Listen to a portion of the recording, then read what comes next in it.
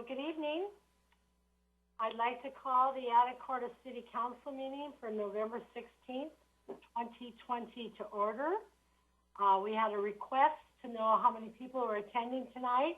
And right at this moment, we have 16 panelists, which are council or staff, and we have 21 other attendees. Very good. And what I have found in past meetings, the attending numbers will go up, like it just went up to 22. It depends on the topic and what's going on. So we're starting out with 38 people total. All right. So, Marcia, at this time, you call the meeting to order.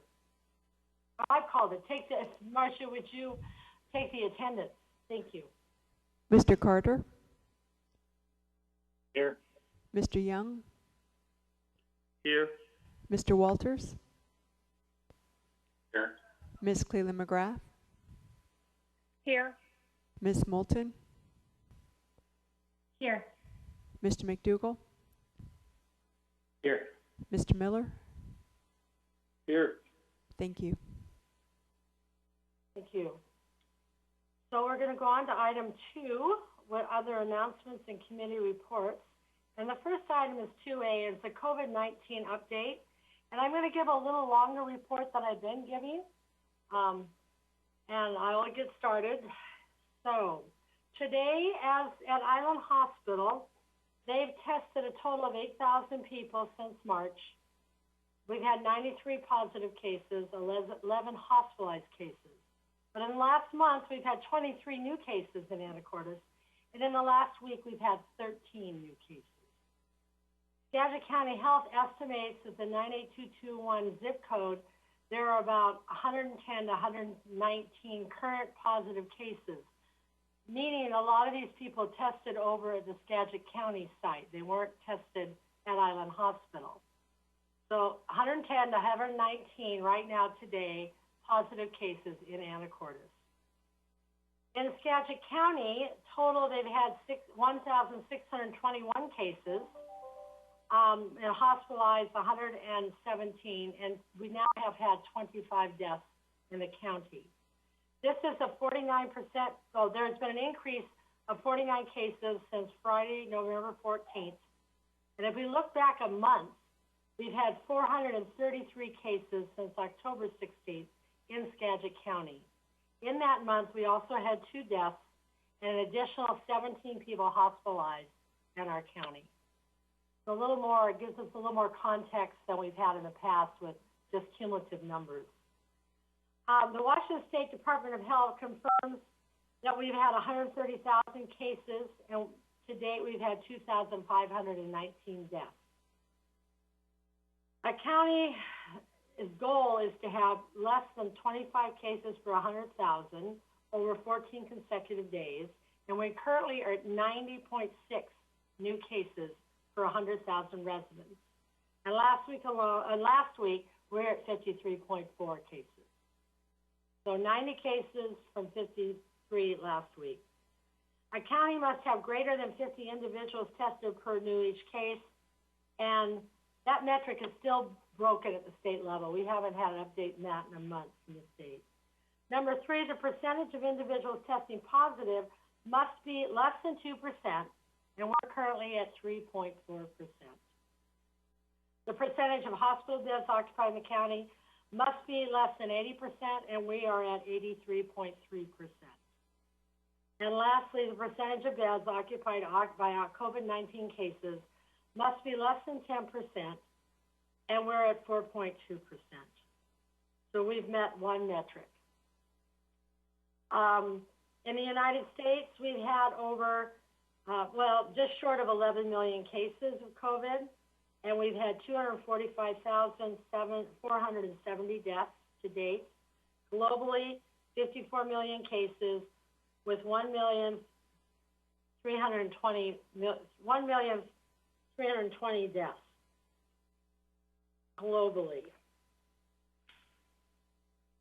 So we have some new restrictions across the state to help us slow the spread of COVID cases and ensure the hospital and the medical systems are not overwhelmed.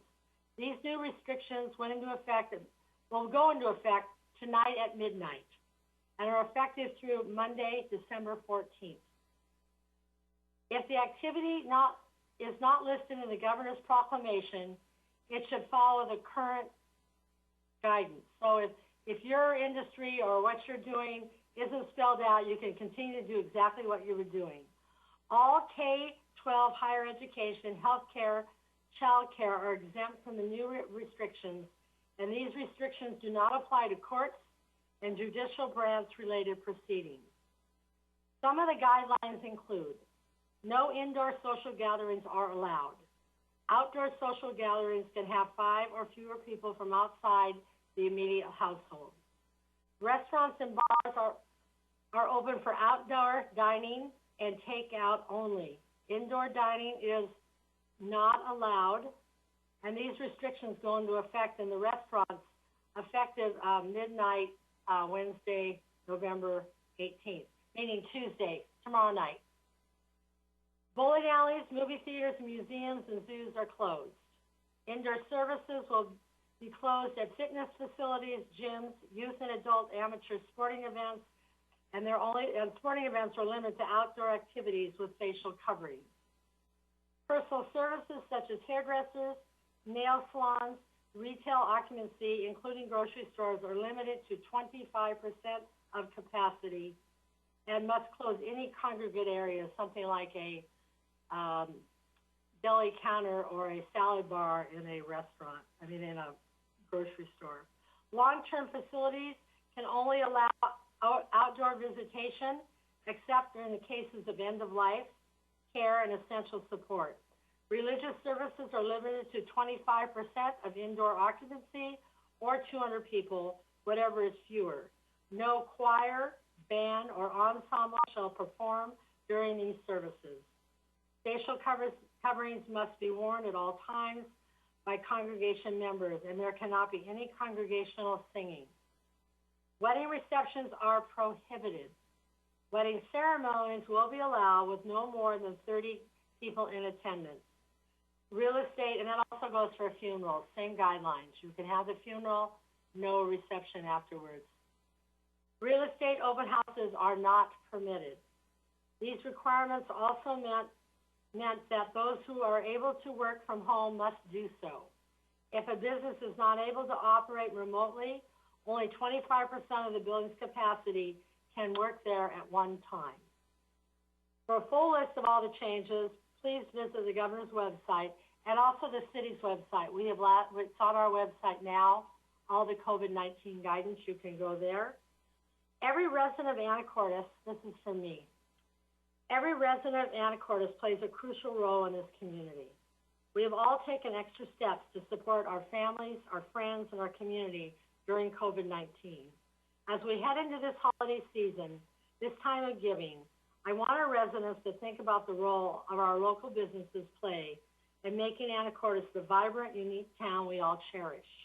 Our small businesses are the backbone of this community. They are the backbone because they help us stand tall and be proud of our community. They represent our creative, entrepreneurial spirit. Our local businesses take care of our needs and connect us. They provide comfort and services that gives our community a sense of pride. I personally want to call on each resident to consider shopping local. Our businesses are open for takeout, curbside services. They have gift cards that are perfect for upcoming holiday seasons. Our local businesses give so much to this community. It's our time to step up and support them in whatever way we can. I'm asking that we all commit to purchasing once a week from a local restaurant for a takeout meal. If everyone did this, we can get our restaurants to December 14th with less harm and the ability to continue to feed us. I'm asking for a commitment to shop local. This is the only way to support our local businesses. This holiday season, we can celebrate by supporting all those places that love and provide for Anacortes year after year. These businesses donate hundreds of thousands of goods and services to causes and organizations year after year in our town. This is our year to give back. We're Anacortes. We can do this. Don Meismer, our planning director, and his team will be tracking every possible funding source from the county, the state, and the federal level of CARES dollars to secure our share and to provide for our businesses or individuals with much needed financial assistance. Last week, the city, along with Skagit Foundation and the Rotary Club, distributed $110,000 to 18 individual businesses. The city also has an additional $110,000 in community block grant funds that Mr. Meismer needs to work with the council to implement a program to get additional emergency funding to our community. We are also looking to use some of our lodging tax funds to help with marketing our businesses. It will take a village, and we at the city are committed to this work. We're working with the Chamber of Commerce on supporting the local businesses with a new online platform called Support Local. The governor announced statewide restrictions for the next 4 weeks to prevent further spread of COVID-19 in our state. In light of the rising case numbers moving in Skagit County into the high risk, Governor Inslee's latest restrictions, the Anacortes Public Library has paused its reopening plans and will continue to focus on highly successful curbside services and virtual programs. Over 17,000 items have been checked out by over 5,000 people since June via this service. And our library will continue to provide virtual programs. Additionally, the Anacortes Museum and our Maritime Heritage Center will be closed to visitors until further notice, along with City Hall, the police station, and the fire station. Museum staff will continue to respond to phone calls and emails, as we will at the city and all departments. And our website portal has a wealth of information for the whole city. And that concludes my COVID report for this week. On Thursday, I'm doing my COVID community briefing, and I'll bring more information to the community. And at this time, if there's any questions from the council? Mayor Gear? Mr. Young. Yes, I wanted to, excellent report. It's sad news, but it's where we are, and I really appreciate the call to action to citizens here in our area to not only work with the businesses here, but trying to help them survive and understanding that point. I wanted to follow up on, given COVID, I wanted to follow up with my question to Ms. Swetnam about the governor's office and easing restrictions on, purchases by the city to support local businesses wherever possible.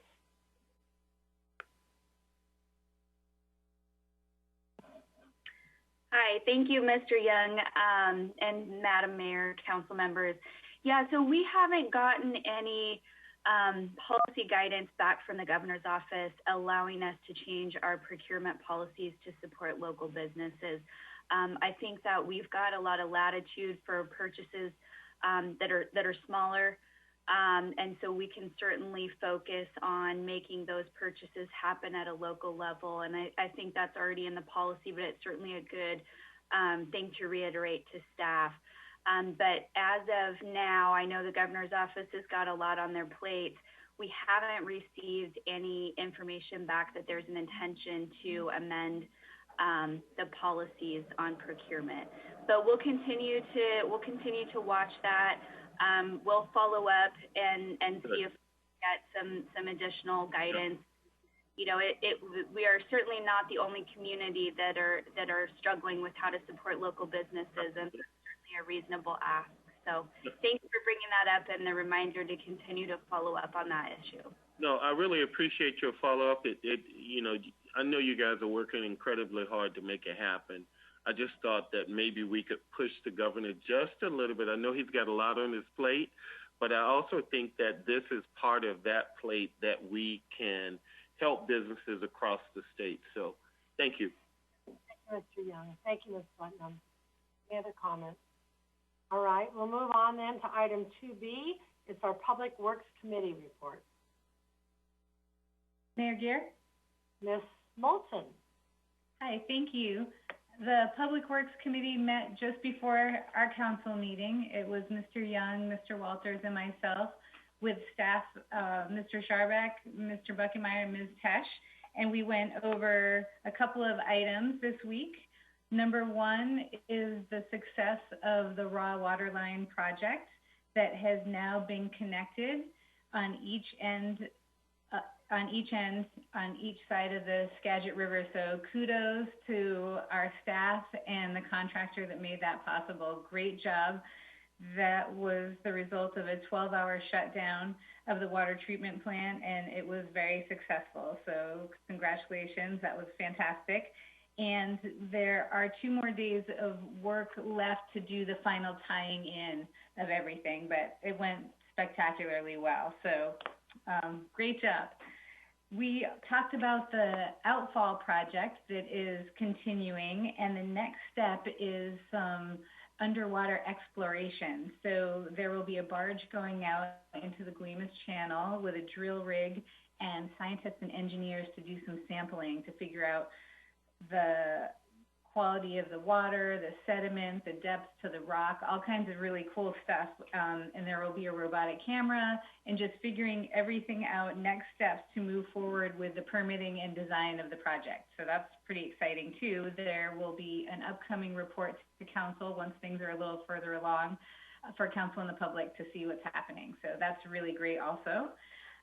Another thing that Mr. Buckenmeyer did this past month was a communication challenge amongst public works staff, because in the time of COVID, obviously our communication is very different. We don't have those in-person contacts. So his challenge to all of public works staff members was to keep track of every public engagement they have in their official city capacity. So whether it's an email or a phone call or any outreach or in-reach from the public to them about what they're doing to keep infrastructure and everything going.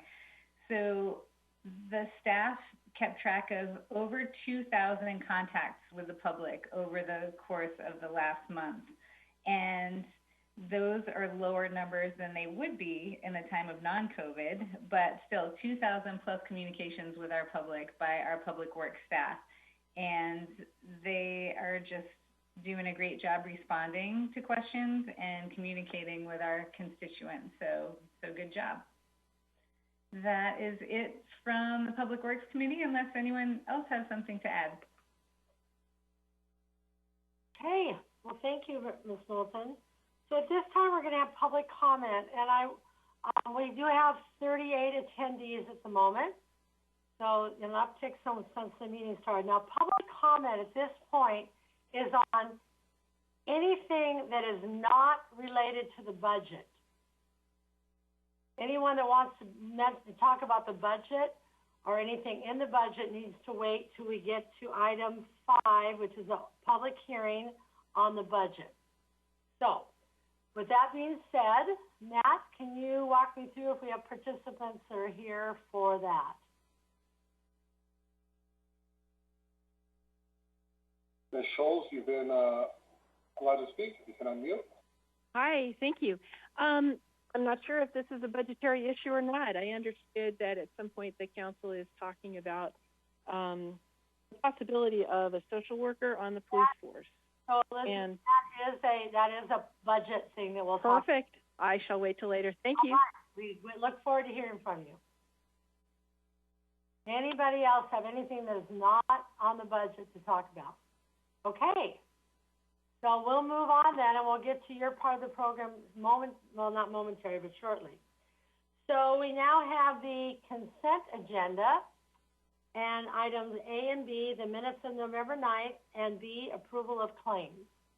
Mayor Gear? Mr. Miller. Yeah, I just wanted to make sure everybody got the claims portion and was able to look at that. And if so, we can discuss it further. But the biggest point on there was probably the $3.2 million for the raw water line, which was already mentioned in there. But anyway, I move to approve consent agenda items A and B. Second. We have a motion by Mr. Miller, a second by Mr. Young. Is there any additional discussion? All in favor signify by saying aye. Aye. Opposed, same sign. All right, motion carries. So now we're going to get to the public hearing. This is a continued public hearing for the 2021 budget. So this is how I'm going to lay out the program tonight. The first thing we're going to do is Mr. Hoagland is going to walk us through the proposed budget, explain what went into our thinking. Then the council will entertain any questions about that presentation, and then I will open it up to the public. And I think the reason I'm doing it this way is so then the public can see what we're proposing, they can see what the council's thinking about, and then we need to hear from all of you about what you're thinking about, and then we have the total package as the council moves forward over the next few weeks to get this budget finalized. So at this time, I welcome Mr. Hoagland to introduce the draft 2021 budget for the council. Thank you, Mayor, members of the council, and members of the audience. I am, to no great surprise, being a little bit challenged right now in getting my presentation up. So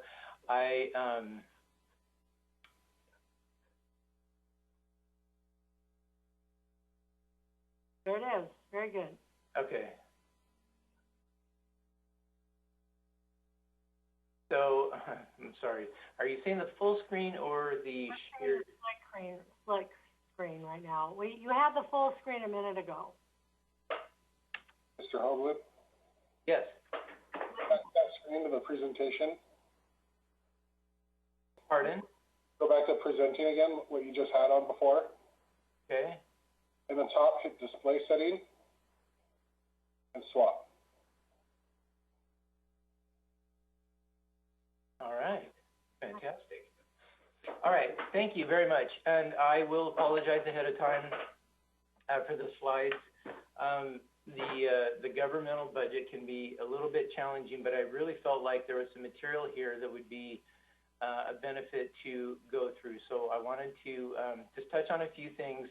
I think this will answer some questions that we've had that first came up last month when we first presented the budget. And Matt, can you make the screen a little smaller because you don't see the full graph? After general fund 713, it disappears, so they can't see the totals. Maybe just a tad smaller. Fortunately, I can't shrink the video. All I can do is I can move it around. Oh, can you move it up? Yeah, so I haven't moved up to the top. Are you talking on your screen? You can't see it that way? Yeah, I can't see line 714 or the totals, which I think for the public, that's important. You might have to grab your camera and move it up. I think that's on your screen. Oh, all right. Can you all see it, council? No. Do you want me to go back to the split screen so you can at least see the total then, even though you're seeing multiple? Sorry, but if we can't see it, it won't be helpful. Okay. There, that's fine. Now we can see it. Okay. Let's just run through this. Okay, so I will apologize ahead of time because I know this is a lot of material, but I think it'll be worth it. So just bear with me. We'll move through this material pretty quickly. But I did want to point out the first thing I wanted to point out is when you're thinking of the city budget, I try to encourage people to think of it in terms of two budgets, a governmental budget and an enterprise budget. The governmental budget encompasses the governmental funds. And what that is are the funds that rely primarily on tax revenues. And what's illustrated here on the bottom left of the screen is the general fund. And you can see these different departments within the general fund. The administrative funds, public safety, planning, all of those, primary governmental activities are held within the general fund. And for this year, it totals $19.4 million. This is the draft budget that was presented last month. The right side, here you can see the fund number 101, 102, 103, that's parks, cemetery, library. These are the other governmental activities that maybe At least I do. I kind of think of, when I think of governmental activities, those are the things I think of, the things I like to do. I go to the parks, the library, street maintenance, those things that you think of when you think of your tax dollars being spent. So those are the governmental activities. The city of Anacortes, we also have enterprise activities, and these are primarily the utilities: water, sewer, storm, sanitation are the 4 utilities, plus ER&R, equipment rental and revolving. So the ER&R fund is the fund that owns the vehicles, and they lease them out to the funds or the departments that use them, and those are all enterprise funds that do not rely on taxes. They are self-supporting through user fees. So I wanted to get into a little bit to what a fund actually is. So a little bit of governmental accounting 101. So governments are required by GAAP, generally accepted accounting principles, and at least in Washington state, by state law, required to use fund accounting. And it applies not only to accounting, but to budgeting and reporting as well. So what is a fund? When I'm explaining fund accounting to people, I try to put it in the context of a personal budget. So many of us are familiar with using envelopes to manage our personal budget. I know in my household, my wife and I used envelopes for years to manage our budget. Works really well. Well, think of a fund in terms of an envelope that you have at home to manage your personal budget.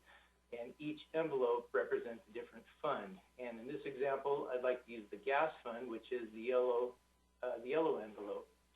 So say you budget $100 for gas each paycheck, you get paid, you put $100 in the envelope. Well, now that envelope or that fund has $100 in fund balance. When we're talking about governmental accounting, when we're talking about fund balance, we're generally talking about cash reserves. And we use that term a lot when we're talking about the budget and we had to use a certain amount of money of fund balance to balance the fund. What we're talking about is cash reserves. Generally, it's not to get too far in the weeds, but governmental accounting requires that we use modified accrual accounting. And in modified accrual, we don't account for long-term assets or liabilities. So there may be some short-term assets like, short-term receivables, short-term liabilities like payables, but generally we're talking about cash reserves. So you have $100 in fund balance in your gas fund. You go buy $50 in gas, and then say you charge another $25 in gas. So that leaves you $50 in cash in your fund with a $25 payable and a $25 fund balance. So it's a fund is a self-balancing set of accounts. We use double entry accounting, so debits have to equal credits. So that's essentially how that fund works, just like your envelope at home. Next paycheck, you still have that $25 fund balance from last payday, and you still have that $25 outstanding bill. You put an additional $100 in there. Now you have $150 in cash with a $25 account payable and a $125 fund balance. And that's really it. So fund accounting, very similar to how you manage your money at home. And that's important because we are required by state law to manage a few things within our budget. In RCW 4309, Revised Code of Washington, that's Washington state law, prohibits one fund from benefiting at the expense of another. So what that means is once money goes into one of those funds, you can't remove it to be used for something else. So if halfway through the year, the library fund is a little bit flush and the parks fund is a little bit short, you can't just do an operating transfer out of the library into the parks fund, because that would be one fund benefiting at the expense of another, which is prohibited. So we have a little bit of background on fund accounting. I wanted to jump into our governmental activities a little bit. So the governmental activities, as we mentioned, relies primarily on tax revenues. So every government has a general fund, from the state of Washington down to the smallest taxing district. They all have a general fund, and the general fund is there for the general support of the entity. So in the city's general fund, we have our public safety and administrative services that operate out of the general fund and rely primarily on taxes. It's not solely on taxes. We do have other revenue streams. We sell business licenses, building permits, but those other revenue streams are not sufficient to support the entire fund. And as I said before, as I mentioned earlier, the general fund is made up of 15 departments, and we when we're talking about general fund departments, we're generally talking at the department level. We talk about the police department, the administrative services department, finance department. But the other funds, generally, when we're talking about that, we're just talking at the fund level, the parks fund, cemetery fund, library fund. We just talk about those departments. So all of those have their own funds for accounting purposes and budgeting and reporting purposes, and all of them rely generally on those same revenue streams for their operations. So when we're looking at our governmental budget, it's important that all of the governmental activities be considered at the same time to allocate those resources. So I want to get in now to the details a little bit of our budget and start looking at some of those amounts. So as I mentioned before, think of the budget as two separate budgets: a governmental activities budget, which relies on taxes, and that's shaded here in the tan color, and then an enterprise budget, which relies on user fees, which is shaded in the green color. Down here is the fireman's pension. That's considered part of governmental funds because it does get an allocation of property tax. And then these are the sums for those two parts of the budget. The governmental funds total about $36 million. The enterprise funds total about $37 million. So just about half and half, at least for 2021. That varies from year to year, especially depending on the capital projects that we have in the utilities. However, keep in mind the budget is adopted at the total level, so council is responsible for all of those, and we do adopt that all as one budget. Okay, so this is the revenue streams for all of those funds that we've been talking about, all of the different revenue streams. So for this analysis, I've illustrated here that I took the figures from general fund, parks and rec fund, cemetery, library, road maintenance, road construction, and EMS. So I'll point out EMS is a little bit different animal. The fire department is within the general fund, and the EMS for ambulance service has its own fund, but our public safety model and fire EMS is to use the same staff. We have firefighter paramedics. So if an EMS call comes in, those staff jump onto an ambulance and respond to the call. If a fire call comes in, they jump onto a fire truck and respond to the call, but they're the same staff. But for accounting and budgeting purposes, we have those two different departments and the separate fund for EMS. But when you look at this in total, the revenues in total for all of these governmental activities and all these governmental funds, you can see that this first column, well, the very first column that starts with a 3, you can ignore that. That's a character in our bars number string that I used to pull this data, so disregard those. But the 2019 actuals, the 2020 adjusted budget figures, and the 2021 proposed budget figures. So if you drop down to the bottom line of all of these, and you look at the total change, it's a $3.7 million increase in the 2021 draft budget versus the 2020 adjusted budget. That's a huge increase. But if you drill down into the details of that, a lot of that change resides within two bars numbers, and I highlighted those here. So this line for state grants, though we have in our proposed budget $932,000 in grants identified for 2021. So that's so those are restricted for specific projects in the road construction fund. We also have identified down here a $2.6 million loan to continue the build out of the fiber backbone. So if you take those two revenue streams out and look at the change in 2021 compared to 2020 is only $200,000. So that's why it's imperative to look at the broad picture when looking at the governmental budgets. So now taking that information, jumping down into the expenditures. So looking at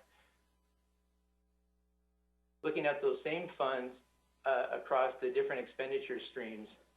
Now this is the budget as presented last month, where we had identified different areas that we were proposing reductions in. So this proposed budget had an increase of $978,000 in the 2021 proposal over the 2020 budget. And of this top corner here, I wanted to point out 985 of that was 985,000 of that is just in wages and benefits alone. So salary and wages line and the benefits line. So the increases in salary and wages, the CBAs identify COLAs and step increases for the staff, CBAs, the collective bargaining agreements, and the personnel benefits. We see generally significant changes in those expenditures year after year. So just in those two elements alone, we're looking at 985,000 in increase. And you can see the decreases over here that we've identified in these areas. Small tools, that's generally the replacement computers. This interfund services, this is primarily our ER&R charges. And you may remember these discussions, we cut for the 2021 budget year, we cut the replacement charges out of the ER&R charges. The only equipment we're buying that we have budgeted for next year are replacement desktop computers for the police department. Those are all, I think, all of them are over 10 years old, and 2 garbage trucks that council recently approved. That those are the only pieces of equipment being purchased in 2021. And then this other, in professional services, this other significant decrease, our overlay budget resides within those professional services. So what I wanted to illustrate is if we take those areas that we made those cuts in and put them at the same spending level as we had in 2020, and then remove the capital just to try and compare apples to apples, we end up with a $1.8 million increase in spending. And I remember going back to our overall revenue picture, we were looking at about a $200,000 general increase. So what I'm trying to do here is illustrate why we made these significant cuts in the overlay program and in the ER&R department to help balance our budget, because the revenue increases were there, and remember it's projected revenue increases are much lower than what our projected expenditure increases were. So Steve, am I correct in saying that the projected increases in salaries because of COLAs and benefits because of insurance increases in 2 garbage trucks equates to 1.6 of that 1.8? Yes, that's exactly right. So, okay, just to make, that's where the money's being spent that's different. Right, and then in addition to that, Mayor, also the decrease in our overlay program. So it's really those 3 items are driving that large increase in expenditure. Mayor. Yes, Mr. McDougall.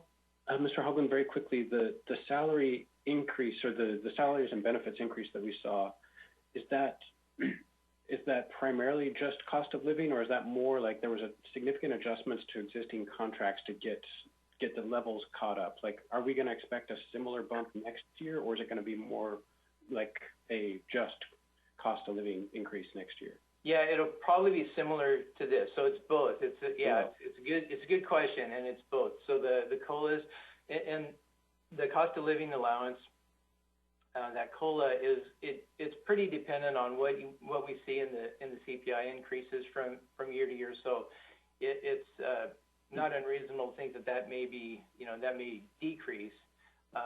We have a couple of collective bargaining agreements where that's already set.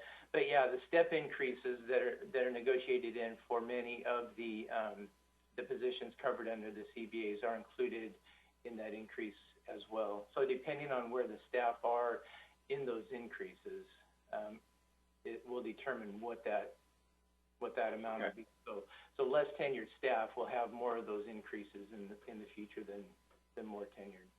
Okay, thank you for clarifying that. Here. On this slide, are we using the 2020 adjusted budget or the original adopted 2020 budget? Yeah, this is the 2020 adjusted budget. That's not clear on this column.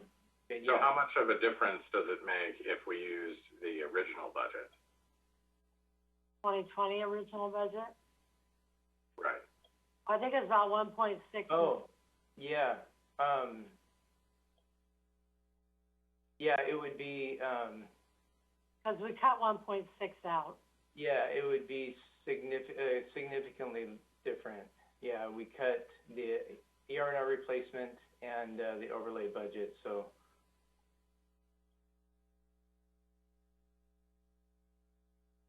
Where'd that 1.6 million that we cut out through a budget amendment come out of? Which funds or which lines? Interfund. No, sorry.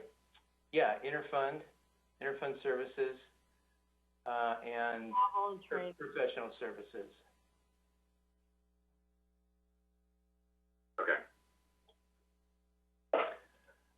So this next slide, I tried to categorize a couple of things that we've been talking about the last couple of weeks. So one of them is overtime. So I wanted to point out so there was the number 600,000 was used, I believe, last week a couple of times as the overtime budget. So that must have come from the 2019 actuals. So, and this is the breakout of that amount. So in 2019, the city spent $691,000 in total on overtime, and that's broken up between these departments. The police department at 176, fire at 127, EMS at 228, and then planning and parks had $7,000 each, and then the rest in public works. The 2020 budget, we've got 407 budgeted, and then we've generated actuals at 454 year-to-date through October. And then the 2021 budget at 465. So, and then again, these are by department. But I wanted to illustrate this back against that RCW 4309-210, which prohibits one fund from benefiting at the expense of another.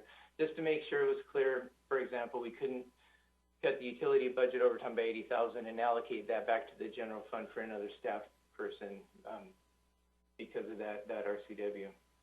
And then this is just a quick illustration of the significant reductions in the 2021 budget.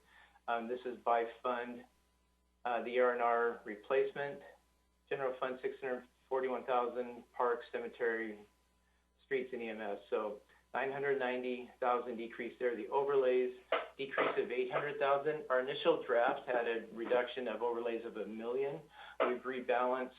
We went through and rebalanced some of our revenue allocation, our property tax allocation, rebalanced the street maintenance fund, and so the street overlay program is currently at $1 million, with 800,000 being cut out of it, and then the DIS department cutting those current expenditures or those current purchases of 287,000. So again, bear with me. This is we're almost through. These are the positions that we have open, and we've talked about these a little bit over the last few meetings. And I believe the last meeting we said there were 17 openings. That actually has increased to 18 now. We have an additional officer position open up in the police department. So these top three, the HR, associate planner, and in the EMS department, we've been like actively trying to fill those or actively planning on filling those. The IT system administrator, that's a new position for 2021. That's the only new position that we have in the budget. And the rest of these, we've identified attrition just to show how that position came open. We haven't laid anybody off. These are all open through attrition. In this museum position, for example, we have hiring freeze written next to it. We're not actively trying to fill that position because of the hiring freeze. But you'll see on these other four police officer, or I'm sorry, the 3 police officer and the 1 records position, we do have those incorporated into the draft. We are planning on filling those positions. The rest of these positions, have all been put on hold due to the hiring freeze. I wanted to talk about these a little more in the next couple of slides. So Steve, are these positions in the budget?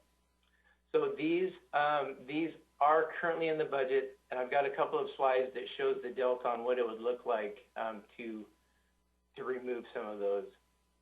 So this is how the budget looks like now, and just for illustration purposes, in the general fund, remember we talked about this earlier. There's a loan that the fire department has obtained to continue the build out of the fiber backbone. I removed that from the revenue sources just for illustration purposes.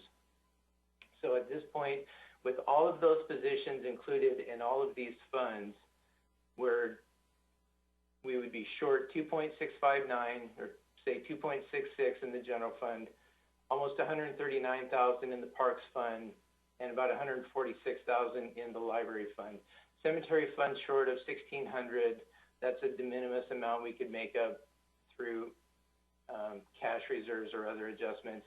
EMS, same thing, $6,900, de minimis, non-material. So we're really talking about these three funds, general fund, parks, and library, that would be kind of having significant hits against their cash reserves if we retain those positions.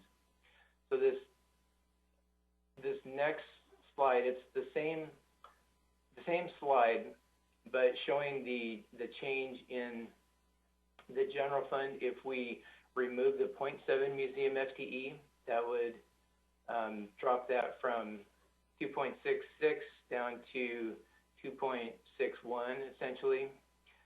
Parks Department would only be relying on cash reserves at 40,000.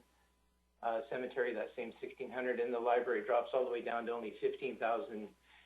So this would be removing a full FTE out of parks and 1.75, actually I think it's two FTE out of the libraries. I think there's 2 pages at a quarter FTE each. And what that looks like at kind of the total level, so in the general fund, by eliminating that 0.7 FTE, would be, the general fund would be 52,000 less short. It's an awkward term, I know, but you know what I mean. And then the Parks Department would be 98,000 less short. Library, almost 131,000 less short. So what that would do in parks would eliminate that park maintenance position altogether. It would leave the senior center director position in there, and it would leave one of the parks maintenance positions in there. And the idea would be, at the time it comes to reopen the senior center, then that budgeted position would be there to go out and hire another senior center director, and then once things turn the corner, we would be able to hire another parks maintenance person. Right now, parks is getting by primarily because of an MOU that we have with the Teamsters that allows 2 of our non-represented staff to do work that Teamster staff would normally do. So that's kind of a short-term fix for the near term.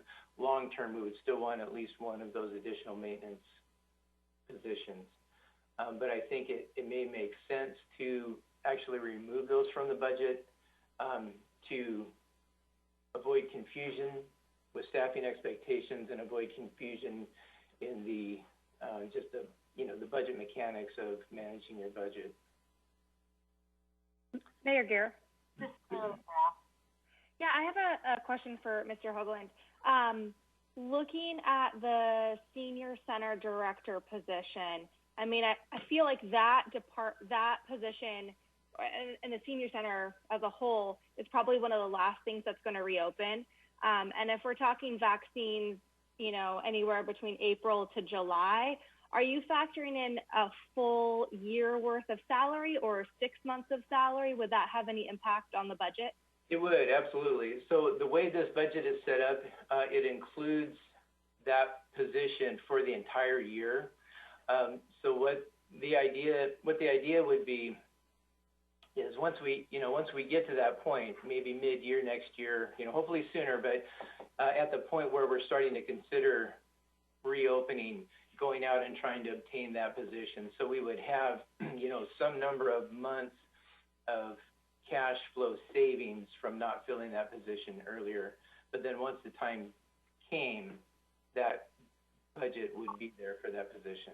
So Steve, I think what Ms. Clay McGrath was asking, could we budget that position at half of that right now with the intention of filling it sometime after June? So that immediately we're taking $50,000 in that case out of the picture. We could make a note to, if that's what council wanted to do, we could make a note to put that position in starting June 1st. We could manage that. And maybe it's the same thing with, I know Mr. Lunsford had possibly talked about maybe park maintenance could start in March. He doesn't need them in January, February, but come March, we've got to have people in our parks. So you could maybe adjust. We could. So we could do that, and it would reduce the amount of expenditure requirement for the year for 2021, but then 2022, we would have to posture ourselves to have that full year's worth of expenditure ready to pay out in that following year. But sure, we could manage those types of things. Mayor Gear? Mr. Young. I totally understand. I like where we're going with this. I really do. But my only concern about the senior center is that it's such a large group of people whom are in need of services of some type or another, 40% plus of our population, and sort of having the directional leadership as to just how to navigate COVID for seniors, given they're one of the many groups impacted directly and hardest hit. I just want to make sure we have a little wiggle room in there such that the senior center may be able to find a way to maneuver and create mental agility, if you can call it that, during these times. So I want to make sure that we have that availability to them, and that we don't lock them out should an opportunity come up. That would be my only concern. And again, it really does affect, 40% of our town? And so that is a central organization. So whatever the best way to do that will make me very happy. Here. Mr. Walters. I agree with Mr. Young in that I think every one of these positions is in the budget and was previously established because we need it on some level, but also we need to make some choices as to where we're actually going to spend the limited dollars that we have in the coming year. Now, when the pandemic started, we passed resolution number 2082, which established a hiring freeze on filling any positions that became vacant unless the mayor determines in writing by notice to city council that the hire is necessary for the continued provision of essential services to the public. And I'm quoting there. So are you going to be providing us that written notice for these 4 police positions? I would happily do so, yes. All right. So then I think that that's informative for the public hearing that's coming up, that the mayor has determined that these 4 positions are essential services and they're necessary for providing those essential services. Because otherwise we're not filling open positions right now because of the hiring freeze. And with the exception of positions that are funded by the utilities or some other fund other than the governmental funds.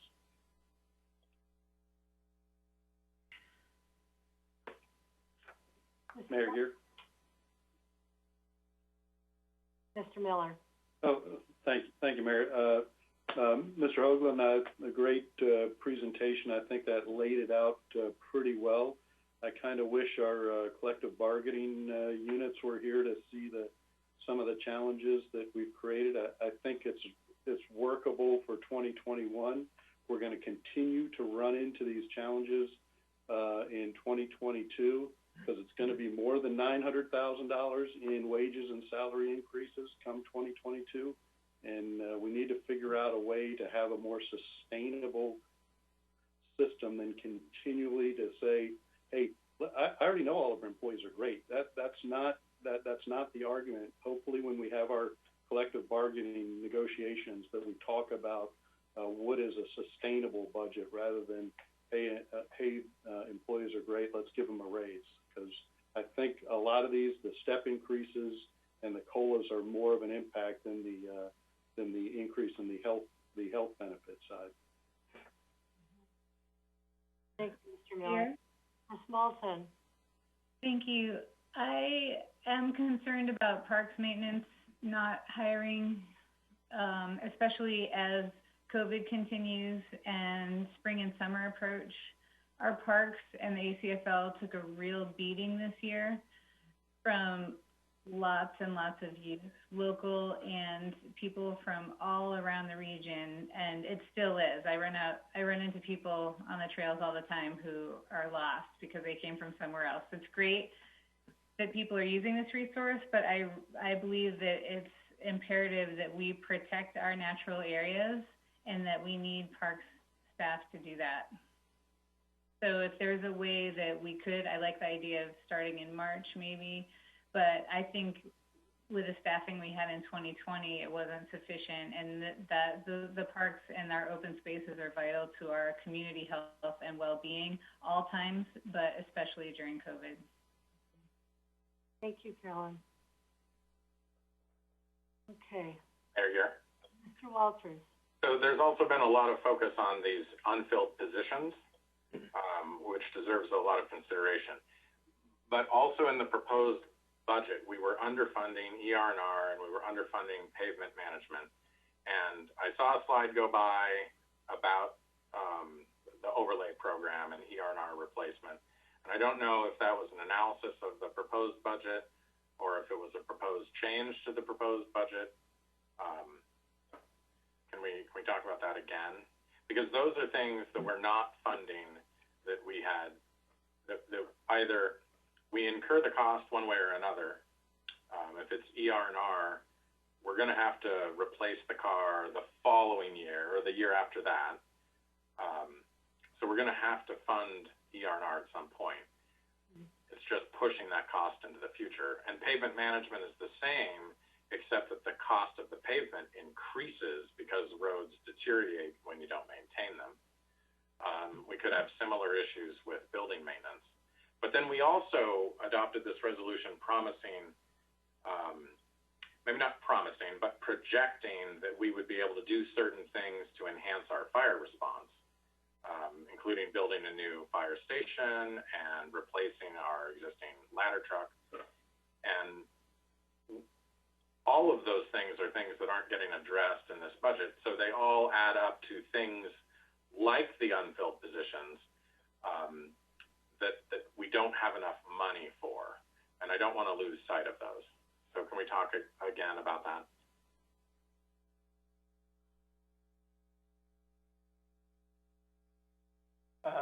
Yeah, absolutely. So the bottom line, and this is, so the bottom line, these red numbers here, the ER&R and DIS replacement charges. So we're still funding the operation of those departments, just not the future replacement. And as you said, I mean, eventually the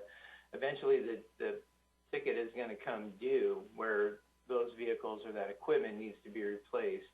So yeah, we're essentially kicking the can down the road somewhat.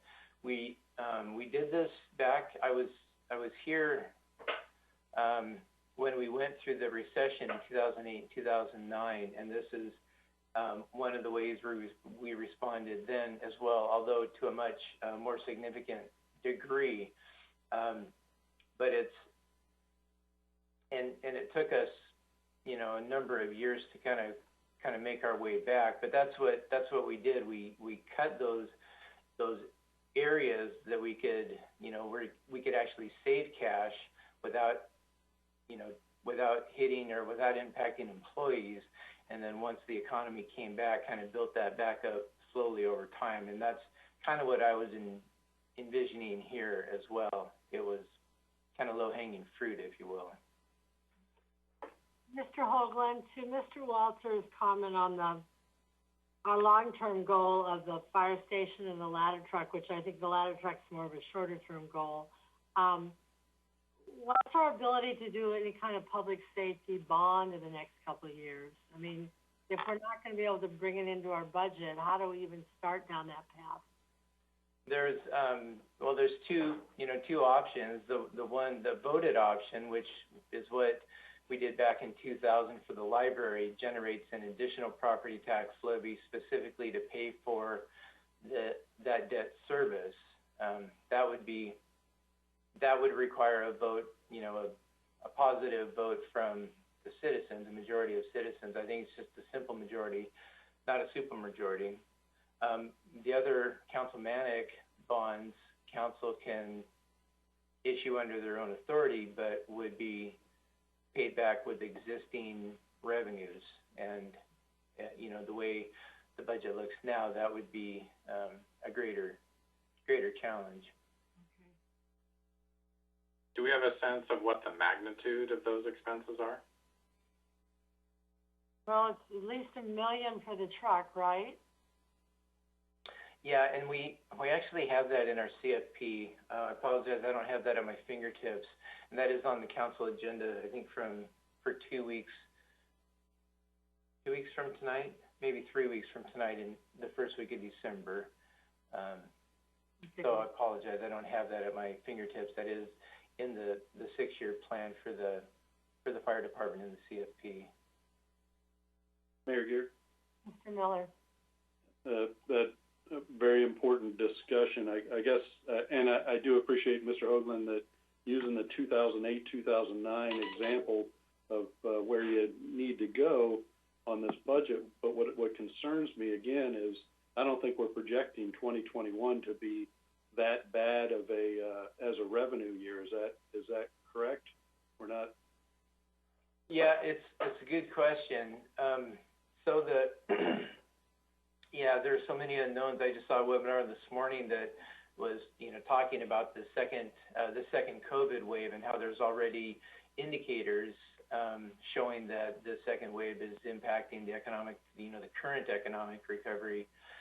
The revenues that we put in place for next year estimate that we're back to not to pre-COVID levels, but to 2019 levels, which at the time we were putting these together felt like they were reasonable,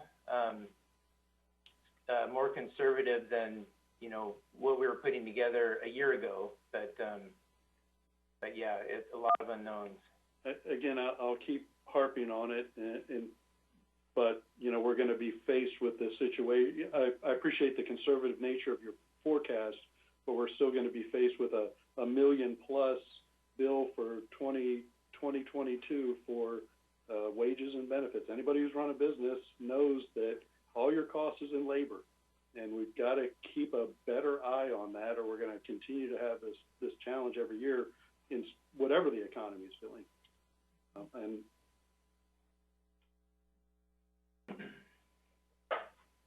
Hey, Mayor Gear. Yes, Ms. Cleveland McGrath. Yeah, speaking of labor, looking at the slide that's up here, police department 2021 overtime budget of $125,000. Does that factor in filling those 4 positions, or is that? I guess would that go down if those 4 positions are filled, or is that in addition to those 4 positions being filled? Yeah, so that's a really good question. Overtime is one of those. Yeah, it's one of those items. It can be really hard to get your hands around. I used this example just earlier today. In the finance department, if somebody calls in sick, we just go without that person for a shift or for a day or two. In the public safety realm, they can't do that, so they cover those open shifts with overtime. The staff, get both vacation days and sick leave days. That projection is based on being fully staffed.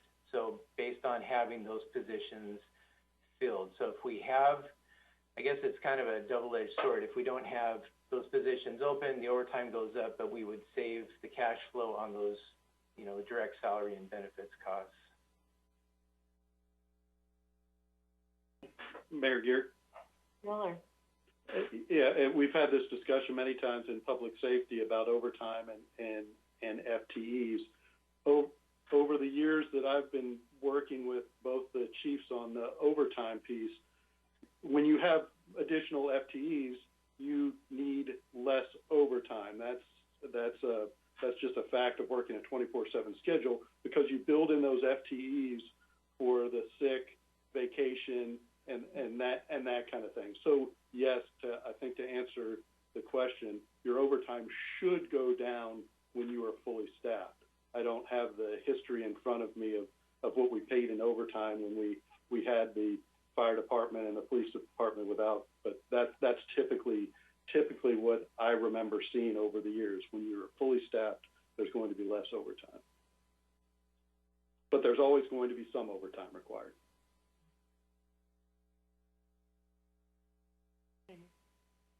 Mr. Hoagland, do you have a couple more slides for us?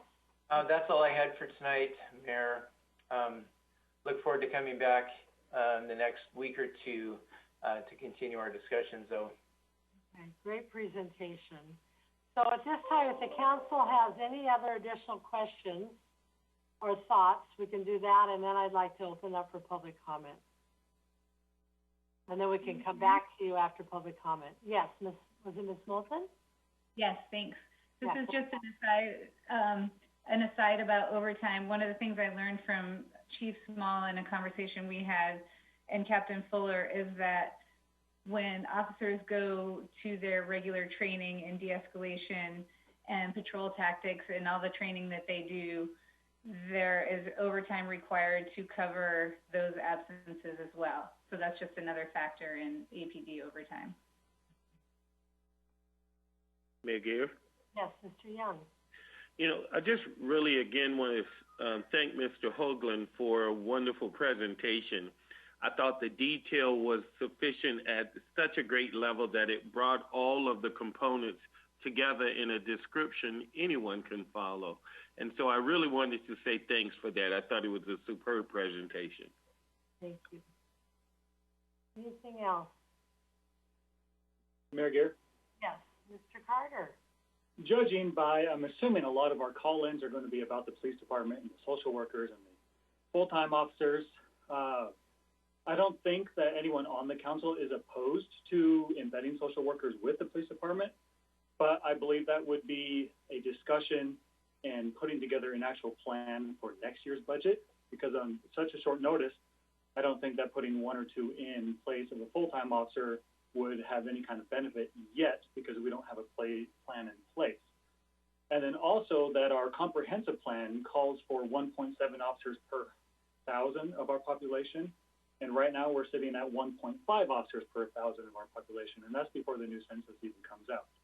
So by filling the actual officers into these positions, it'll bring us closer to where we're supposed to be for our comprehensive plan. And then next year we can actually come together and put together some kind of plan of putting together social workers with the police department. Mm-hmm. Thank you. And Mayor Gear, sorry. Miller, go ahead. Yeah, and if you recall, as Chief Small and I sit on the Skagit County Law and Justice Council, and we had a plan with the Mount Vernon Police Chief wanted to get Aaron, their embedded social worker, over to talk before council before COVID hit. So we had a plan to at least get us all better educated on that role and how that works. And I think that would be valuable before we dive into saying, yeah, let's add this to, let's see what the pros and cons are of how that's working out in Mount Vernon or part-time relationships. So anyway, thanks for bringing that up. But also I wanted to remind council that there was a plan at some point to have Aaron come over and talk to us. Chief Small, do you want to say anything about any of that before we get into public comment? What's going on and what you're thinking on all this right now in your department? Welcome, Chief. Sorry about that. Can you hear me okay? Yeah, we can hear you and we can see you. Stuff we can see you a little better then. So thank you, Mayor. Thank you, members of the council. Thank you, everyone at home tonight watching. So we appreciate that. Lots of discussion lately, about social workers in our budget, though, and a good thing to talk about. I think to a person at APD, we support what our social workers do in our profession. I've heard no one say it's a bad idea at all, though. But to a person, it's pretty much, we don't want that person to replace an existing police officer. We need our officers to work the road right now, though, folks. We really do, you know. We pride ourselves in being a full-service police department. We pride ourselves in being, you know, crime solvers, not just report takers, though, too. Now, to make the comment to people, too, that, you know, our own staff, life happens. You know, people get sick. Spouses get pregnant. You know, employees here get pregnant. They're off for a while. You know, we're in COVID times right now, too, where that could be a huge factor in our staffing levels currently and in the future, though. We don't know about that, though. So, and, you know, lots of things I have written down for tonight to talk about this, though, but let's make a couple of key points. And the second one probably is that my biggest, you know, concern other than public safety is my officer safety, though. It takes a certain number of officers working the road every day to keep our staff safe.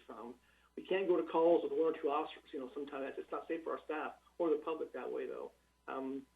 So to ensure we have the resources we need to have those 27 officers. Again, in our department, it's 3 administrators, it's 3 detectives, a school resource officer, a canine handler, and 18 people on paper in patrol. That's 3 sergeants, 3 corporals, and 12 officers. We know that on 3 shifts, you know, with 6 person per shift, it's usually 3 people working on a particular, 3 or 4 people tops working on a shift in a perfectly, you know, ran schedule with no one out for training, illness, vacation time, all those things are factoring again in life, though. And those things happen every day, though. We're short-staffed. And again, our staff right now we're working at 24 people, and they're working 2-man shifts sometimes, which is scary to them, scary to me as your police chief, you know. It should be scary for the public, I would think, a little bit, but too, you know. Our city's big, and our city's growing every day, though, too. Again, we want to do a good job for folks out there, though, you know. And the social worker program is not new. As Mr. Miller said, we've been talking about this for a long time, you know. And I guess the point I would like to make there is that I think it's a great thing to work towards in the future, definitely. We'd love to have a social worker of some type, you know. In our county, Mount Vernon has a program, and the sheriff's office has a program. And they're 2 separate animals. They really are, you know. So we need to sit down as a community and the mayor and the council and talk about, do we want to have a embedded social worker to help with programs? Do we want to have a mental health professional help with, you know, people in crisis at a particular scene at that particular moment in time, you know? What do we want in the city and the community, though, you know? So let's talk about maybe the model differences in the future, though, kind of what our goals are as a city, and then maybe look towards, you know, building and working towards those goals, I think, there, too. Again, I'm for that process and that program, successful, I think, over Mount Vernon, but we have some work to do, you know, and again, I would like to see that being in addition to our 27 officers right now, though, if at all possible.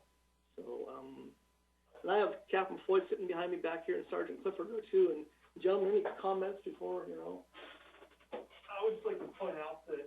Can you hear Captain Floyd at all, though? I'm gonna turn up.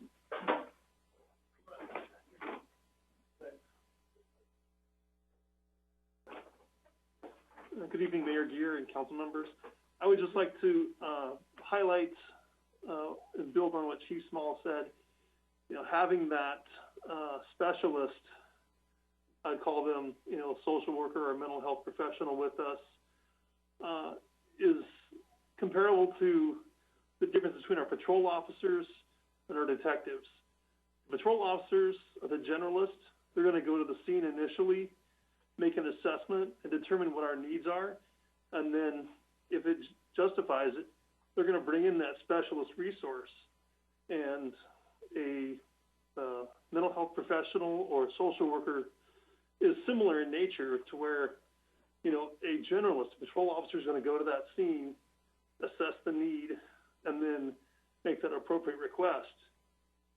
And if we have that resource, bringing them in, it's still going to require an officer at that scene to ensure the safety of the specialist that we bring in, because they're not going to be equipped to deal with someone that's potentially violent, and then, you know, help facilitate that process. So it's not realistic to look at replacing an officer position with that specialist that wouldn't have the ability for that initial response on their own.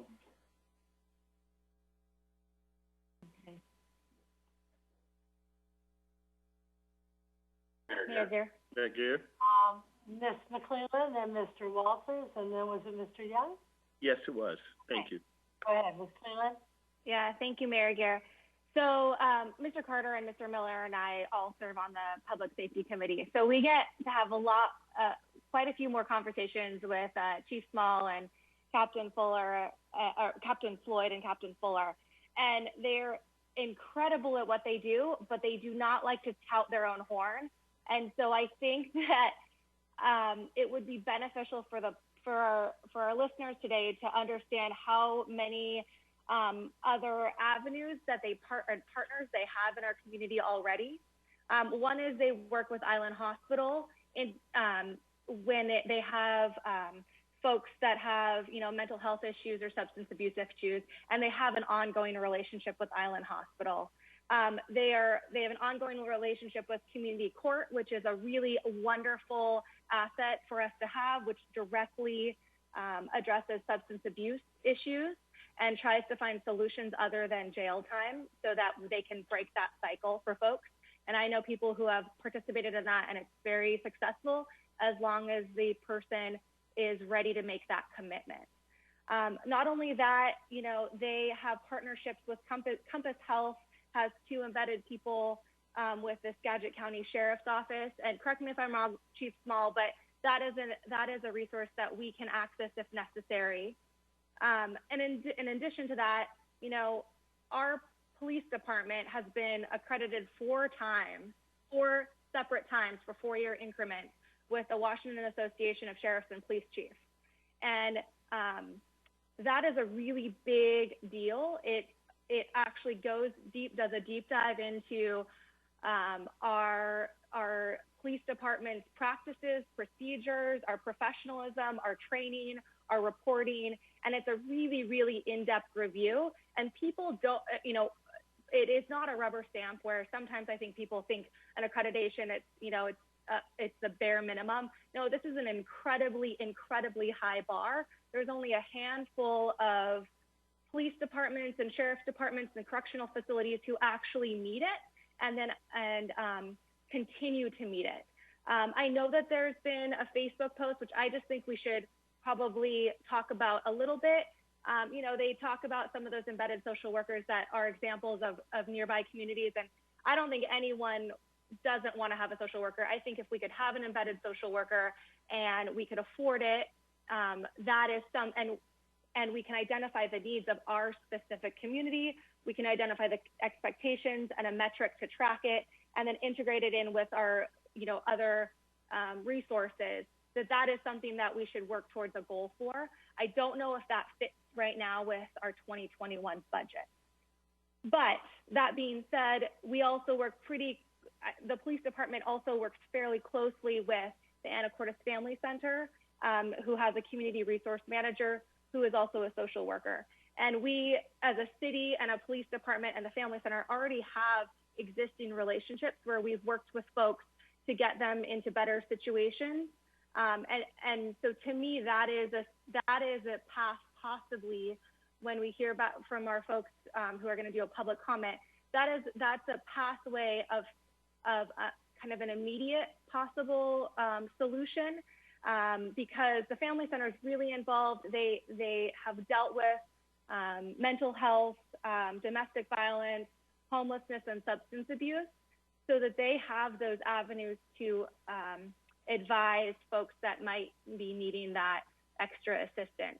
I really, really, really think it's important that the public understands how connected our police department is. And even though there's not a position with a title within the department, it doesn't mean that they're not making sure that they're passing the necessary information along and folks along to those resources. So thank you, Ms. Cleland. I might add to your comments that we have the only accredited department in the Skagit County. So, Mr. Walters. I think Mr. Carter alluded to an important point, and that is that the comprehensive plan contains a level of service for X number of officers per 1,000 population.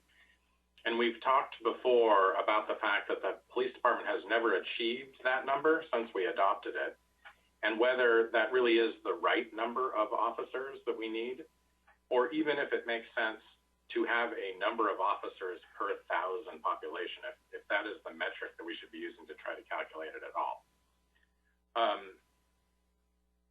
State law requires the mayor's preliminary budget to include a list of all the positions that exist within the city and their salaries. And we didn't get that in this preliminary budget, and we usually don't, but we would benefit from it. And I think in this discussion from the police department, we would benefit from, not necessarily now unless you can roll it off the tip of your tongue, but just a one-page description of how many, you got one police chief, how many detectives, how many patrol people, how many records clerks, how many of those positions do you have that exist, how many people are assigned to shifts and how many people aren't assigned to shifts, so that we have just a little bit of a better sense of what that right number is. My sense is that in a small department, you have a couple of vacancies and all of a sudden you have a really big hole in the schedule.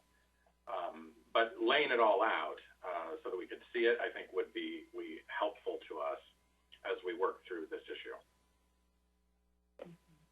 Mr. Young. Yes, thank you.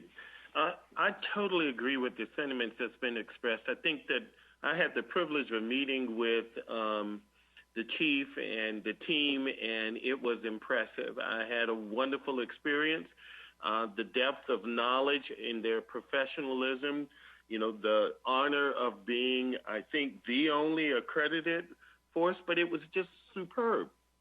The issue, though, that I want to keep in the forefront is the fact that mental health is underserved in our community in a great way. And given COVID and given opioid, just running rampant substance abuse in our community, there's a huge need. And I don't think that we've been addressing it. The question of whether or not it comes, where it comes into our city and how we address it, I think is that we can do it in piecemeal, but we already know that we're not serving the issue at all. So I want to make sure that we don't lose sight of that, because that is a big part of the cost associated with hospitals, costs associated with jails, a cost associated with everything we do. So I think that the issue of bringing up a social worker early on is a wonderful decision. We may not be able to do it in this budget, but I do think a social worker is desperately needed. I had the privilege of also, in doing my homework on this issue, speaking with the police chief of Mount Vernon. And we had an in-depth conversation. It was a wonderful one.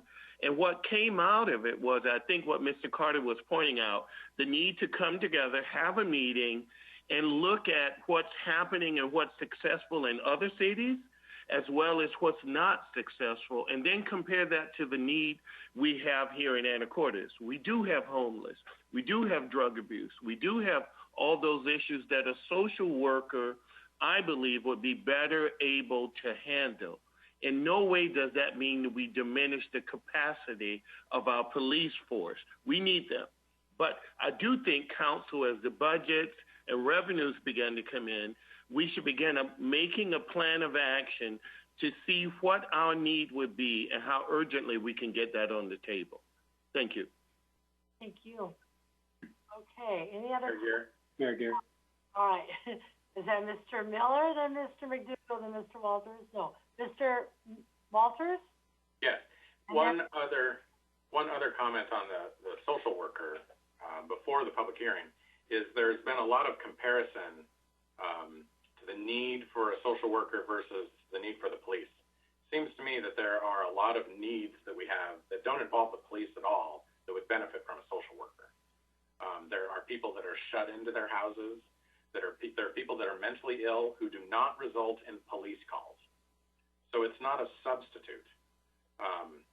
And I think that the entire discussion of should we have a social worker is erroneously conflated with should we fill positions in the police department. In my view, they are very unrelated issues. We have a tremendous amount of social service needs here in Anacortes. We are 20 miles from the county seat. Concrete is 30 miles from the county seat, and they have an East County Resource Center. We do not have that. And our needs are not the same, but our needs are not zero. and I think we need to address social services in Anacortes more broadly than just calls to 911. And we've talked about this in a number of contexts. Maybe a social worker in the police department is helpful to that. Maybe not. I think we need to explore that issue. But having social services more broadly in Anacortes is going to be really key. We see a lot more homeless. I think we do. We see a lot more homeless. We see a lot more mentally ill people. We hear about it more. Some of us experience it directly. These people need more services, and I don't think that the police are a substitute, nor should they be. I don't think the social worker is a substitute for the police. So I would encourage all of our commenters to distinguish between those needs as we go into the public hearing. Thank you. Mr. McDougall. Thank you. Actually, I wanted to wholeheartedly agree with what Mr. Walters just said, as well as what Mr. Carter said earlier, where I think everyone on council essentially would love to bring a social worker into the police department. I think we do need to study exactly what that means and look at it in detail and scope exactly what the position is trying to do. I also agree with Mr. Walters when he says that we are woefully underfunded in providing social services. I remember when we went through the budget 2 years ago, we actually looked at this piece, and social services was like 1.5% of our budget, which is low compared to, like, we looked at a few other communities, and it's more like 3%, which sounds low, but it's actually pretty significant. It's, when it's twice what we're at least. So I hope that in next year's budget and in forthcoming years that we can really prioritize social services. And if a piece of that is social worker on the police department, that would be absolutely fantastic. I know the department themselves seem to be in support of it. So that's kind of my feeling there. Thank you. Thank you. Okay. Mayor Gear. Ms. Cleland. Yeah. I agree with what Mr. Walters and Mr. Young said. I guess it's a short-term and a long-term challenge to me. The short-term is, how do you help folks who, because of COVID and being isolated and the increase in drug abuse and domestic violence and some of those challenges that are being hidden away within the home, that would it be addressed faster because of kids going to school or people being out in the community and in their work and things like that. So to me, I think it's a short-term study and a long-term study, and if there's a way we can figure out a path to partner with maybe one of our nonprofits in the short term before we actually articulate and have a budget item for a social worker in the long term, right? Because the need right now is immediate, and our budget is tight. So I think we need to try to look for creative ways of using possibly, a social worker that's already in place, such as a family center or something like that, might have a more immediate result than waiting till that 2022 budget cycle. Okay, so I think we'll give our public their opportunity now. And what I ask you as I open up this public hearing or for public comments is that your statements, you are limited to 3 minutes. And we heard from many, many people last week. So I would hope that if you spoke last week, this week you bring new information. We really did hear everything that was said last week. And now I'm going to open up the public comment. So, Matt, if you can help me, and let's bring in the folks that want to talk. And it looks to me like we have 6 people right now with their hands up. And I have something that says Motto E. Motto? Can you speak? Are you there? We see you. Motto? Oh, yes. I'm sorry. That's the name of my... Welcome. What's your name? introduce yourself, and give your address for the council. Sure. Well, my name is Troy. I actually live there in my RV in the spring, summer, and fall. Welcome. And thank you. And thank you for letting me speak. I'm going to try to be as concise as possible, maybe offer a new idea. Motto was my phone being Motorola. But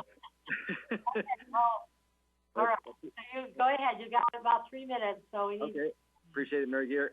Mayor Gear, I'm just going to say something a little differently. You know, I understand what you're saying about the police force being accredited, but what's the criteria for accredited?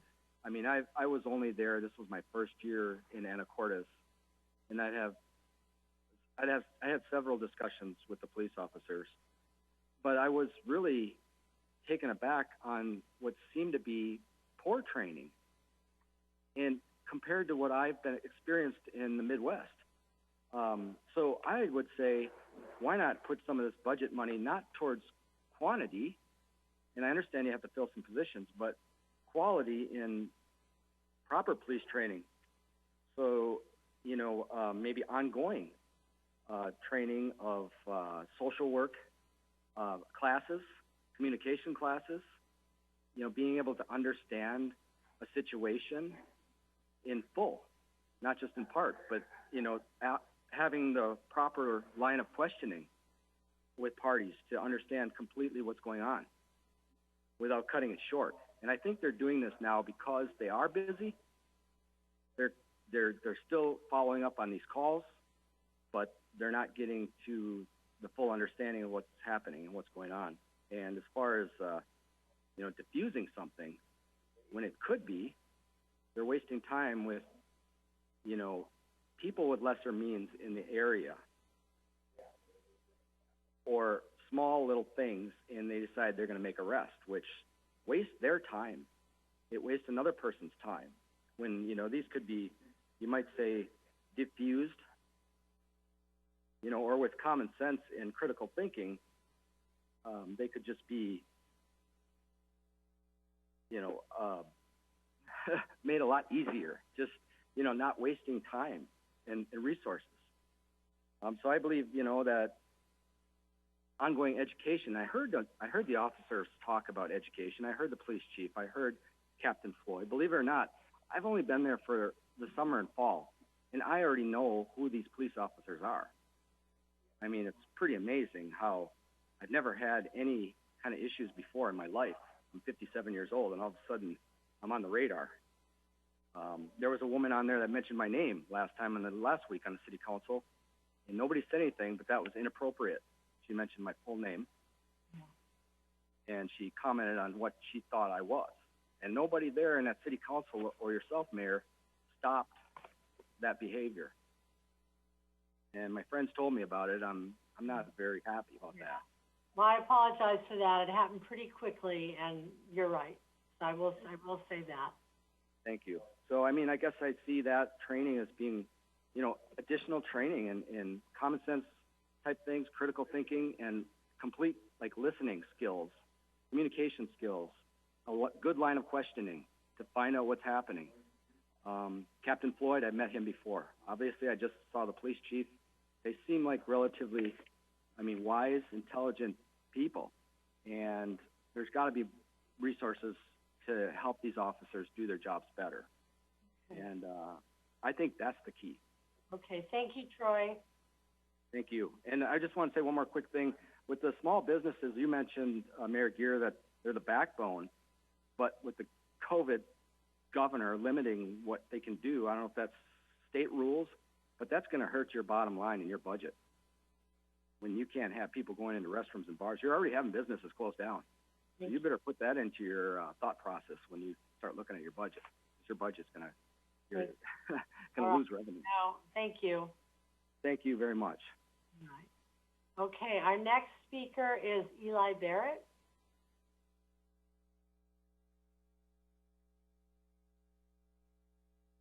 Eli, can you hear me? Your mic's off. There you go. Can you hear me now? Dan, welcome. Hey. Mayor Gear, members of the City Council, my name is Eli Barrett. I live at 1515 14th. I have traveled a lot, and in my travels throughout this country and many others, I've met a lot of police officers. Most of those interactions were brief and uneventful, but I've been in some hairy situations. I've seen law enforcement be cruel and capricious, and I've seen police officers exhibit extraordinary grace and compassion in incredibly difficult conditions. I've been a prisoner, thankfully briefly, but more than once, and I've been the guest in the homes of a lot of cops, most of whom found me when I had no business being out, and out of kindness took me home to eat with their families and sleep under their roofs. And the thing that I've learned about police is, like the rest of them, most of them are just doing the jobs as best as they can with the resources that they have. But everybody here understands that the huge amount of what we ask cops to do is beyond their training, authority, and resources. Once somebody's talked to the cops 3 or 4 times in a month, we know that there is a problem that the police and the courts cannot solve by themselves. And every one of those interactions with cops has the potential to go tragically, tragically wrong. When an officer's worried about a couple of kids at the house that they visited 3 times in the last 2 weeks, they're not going to be at 100% on their next call. And I don't think they're going to be at 100% when they're talking to their kids at home. But they're not just boots on the ground. There are eyes in their ears. They understand and intuit things that we don't.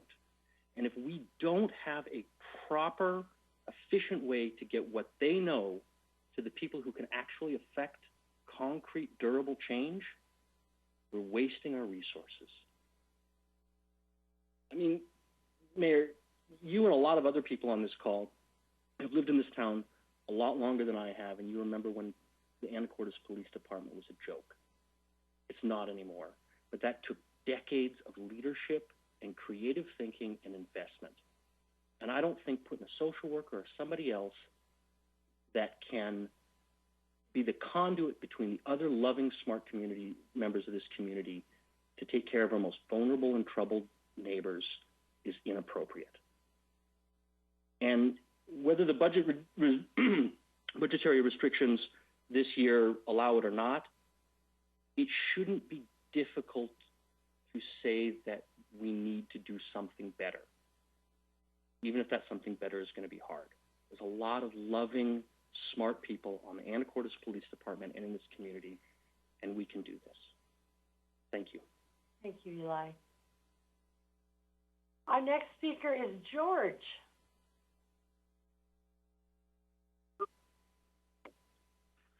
Hi, can everybody hear me? Yes. Great. Aloha to our council members, Anacortes residents, and all who are listening and participating here tonight. My name is George Cudworth. As we all know, there has been ongoing talk of adding mental health care workers to the police force and permanently eliminating the cult, gang, or brotherhood of the thin blue line. During these discussions, the council, public, and some members of the Anacortes Police have stated how great the APD is and that Anacortes draws in only the best of the best.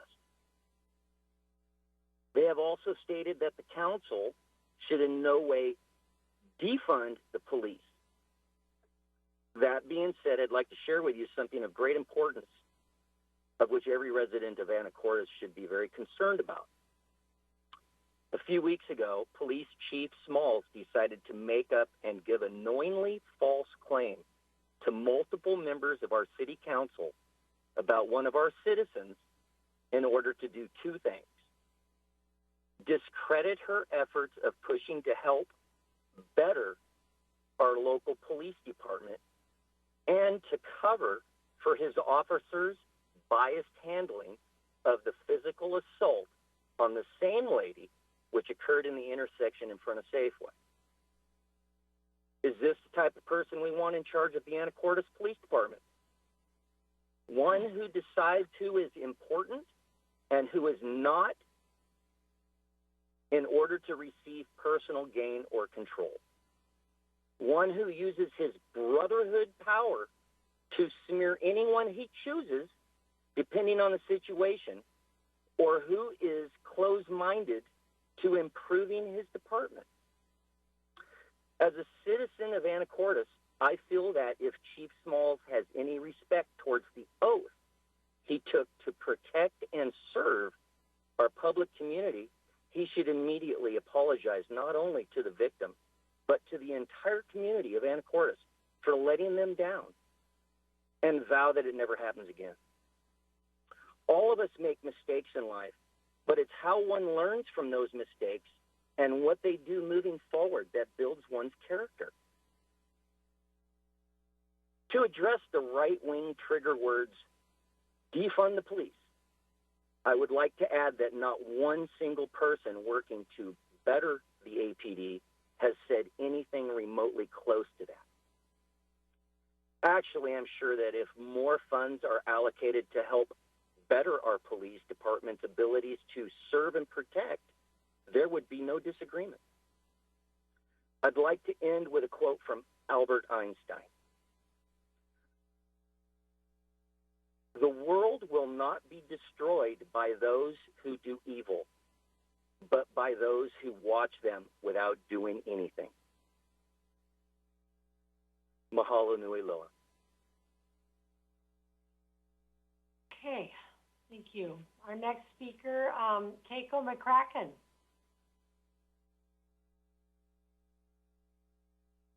Well, thank you, Mayor Gear and council members. My name is Keiko McCracken. I live in Old Town. And I just want to thank everyone for the rich conversation tonight. I find a lot of value in much of what is said and the varying viewpoints across the spectrum.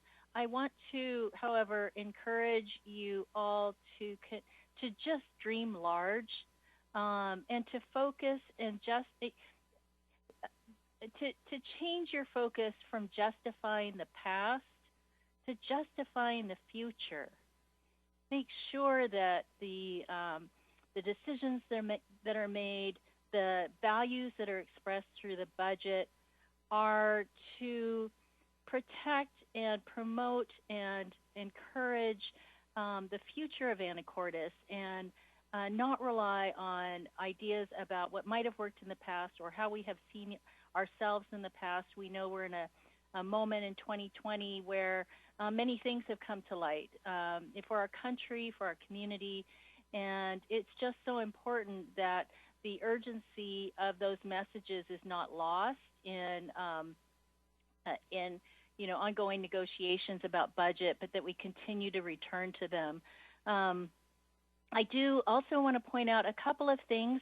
I have someone I know, a parent in our town, who has a child with special needs, and she brings up a really important point, which is how important an embedded social worker would be to speak to the children and adults with special needs who are greatly affected negatively in police situations due to a lack of training.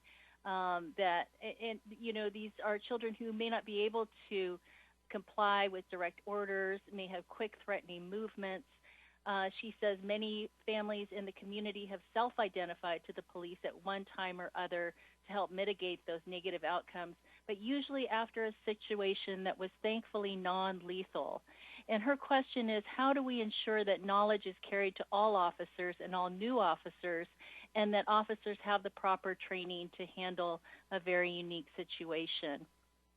I also want to, again, turn to the schools for an example of a very rich partnership, and that is between the school resource officer, Travis Dotzauer, who does a fantastic job to keep our schools safe, and the partnership that he has with the mental health professionals within the school setting. And I can tell you, again, echoing many of the comments that have been made here tonight, that the call from the school community, from families and from staff, is not for more officers, but for more mental health support. And again, that is a tremendous partnership that Travis has with those men. I don't think he could do his job without them, and I would imagine he would be one of the first to say how important it is that there is a partnership and a network, and that these are integrated solutions and not seen as, the police will do this in this corner and the mental health professionals will do this in another corner. It just can't happen in that way for our children and our families. And so, so that's what I have to say. Thank you so much for your time. Thank you, Keiko. Okay, so we have someone at the last four digits of your phone number are 0913. You're up. 0913 is the phone number, last four digits. Can you hear me? Okay, well, I'll go to the next speaker and we'll come back to you, unless you can come online now. Okay, there you are. Welcome. Okay. Well, thank you. Can you hear me? Yes. Okay, aloha. My name is Rochelle K. Aloha from Anacortes. This is not about defunding the Anacortes Police Department. This is about asking Anacortes to fill at least one of 3 vacant positions, not including the records clerk, with an embedded social worker to be the most current and to have the most robust police department possible, to further ensure an extremely high level of community safety and trust. As a proud transplant from Hawaii, a well-known cultural melting pot of tolerance and diversity, I have chosen Anacortes to be the town I plant my family's roots in, firmly. And that's why it's imperative for me to see Anacortes move swiftly forward to a more inclusive future for everyone, with a more community-oriented style of policing. I can only see an embedded social worker strengthening our community, an incredibly amazing police force that has managed to keep a strict level of accreditation for well over a decade, and who only recruits the best of the best. Our police deal with a varying array of issues, 32% of which could absolutely benefit from direct involvement with an embedded social worker. At the time we grabbed these stats, there had been 225 domestic calls, 129 drug-related calls, 72 mental health-related calls to APD in 2020 alone. Month over month, 30 to 35% of calls APD responds to could benefit from having a social worker present. A social worker might even help our current police department's fatigue and burnout by providing services and resources the police themselves cannot provide for calls they are not fully equipped to deal with. It's a common fact that our military and police alike can suffer from PTSD, from job-related trauma. A highly skilled social worker could help mitigate the trauma Anacortes Police and possibly even the fire department are exposed to, again, saving the city money and paid leave for mental health issues. Skagit County 911 is already familiar with dispatching via Skagit Sheriff and Mount Vernon Police as well. We are in the midst of a pandemic, an opioid epidemic, and exploding numbers of mental health crises in just our small community alone. A qualified social worker could only benefit the Anacortes Police Department. Countless local police departments and sheriff's departments have already implemented embedded social workers, and Mount Vernon Police Chief Chris Kamick recently called the police force's use of an embedded social worker transformational. Anacortes Police have allocated, which is just new numbers to me, $176,000 to overtime, and the fire department over $120,000 for overtime, considering an officer makes around $81,000 to $109,000. It's conceivable that an embedded social worker could save the city money while responding to 30% of all its calls. I can't see a future moving forward that doesn't include embedded social workers for and in conjunction with the Anacortes Police Department. We all care deeply about this community and respect its police force, and we just want them to commit to the continually changing standard of excellence, which in 2020 and 2021 and all years to come include embedded social workers.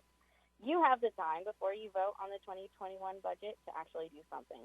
Also, what up, Troy? Thanks to the technology, we can be in the same room, but since you know I was going to be here, it violates your cyber-stalking order. Out of order. Thank you, Rochelle. All right, we're going to move on now to Drew Frisbee. Thank you, Mayor Gear. Hello, my name is Reverend Drew Frisbee. I live at 4001 West 4th Street here in Anacortes, and I serve as head pastor for Bayview United Methodist Church in Mount Vernon and Central United Methodist Church in Cedar-Woolley.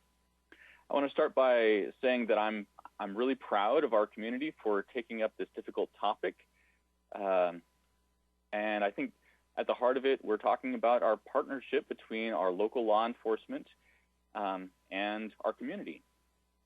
Personally, I have only ever had positive interactions with the officers from APD. That being said, today is not really about whether our local force is good or bad at their jobs. As a pastor, my concern is for those on the margins of society, those who are struggling from mental illness, oppression of any kind, those who struggle with addiction, or those who are unhoused. The police will be called to respond to situations involving people on the margins of society, but unfortunately have not been often had the benefit of training, or years of expertise that a social worker would add to their expertise. Adding a social worker to the department would, in a sense, be like adding a tool to their tool belt. In essence, the point of bringing a social worker into the Anacortes Police Department would be to continue positive relations between the community and the police force. Across the country, police forces are facing a problem of trust because of the well-documented disparity between how police interact with white community members and community members of color. It's in our community's best interest to make moves now to ensure everybody can trust the response from our local police long before one of these disastrous incidents mars our community. To me, this is not really a political issue, but it's an issue of health and safety for those on the margins of our community. Thank you. Thank you. Our next speaker or citizen to speak tonight is Elizabeth. Good evening, Madam Mayor, City Council. My name is Elizabeth Scholz, and fellow citizens as well.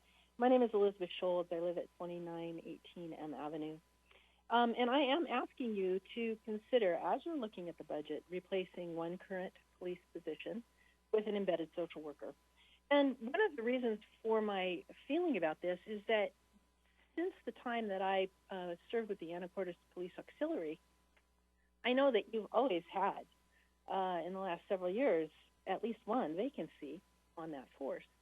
And so I say now's the time to make a commitment. And an onboard social worker could also be helpful and instrumental in crafting a plan as you move forward. My reasons for feeling this way are that in 1985, I worked as a mental health professional in Eugene, Oregon.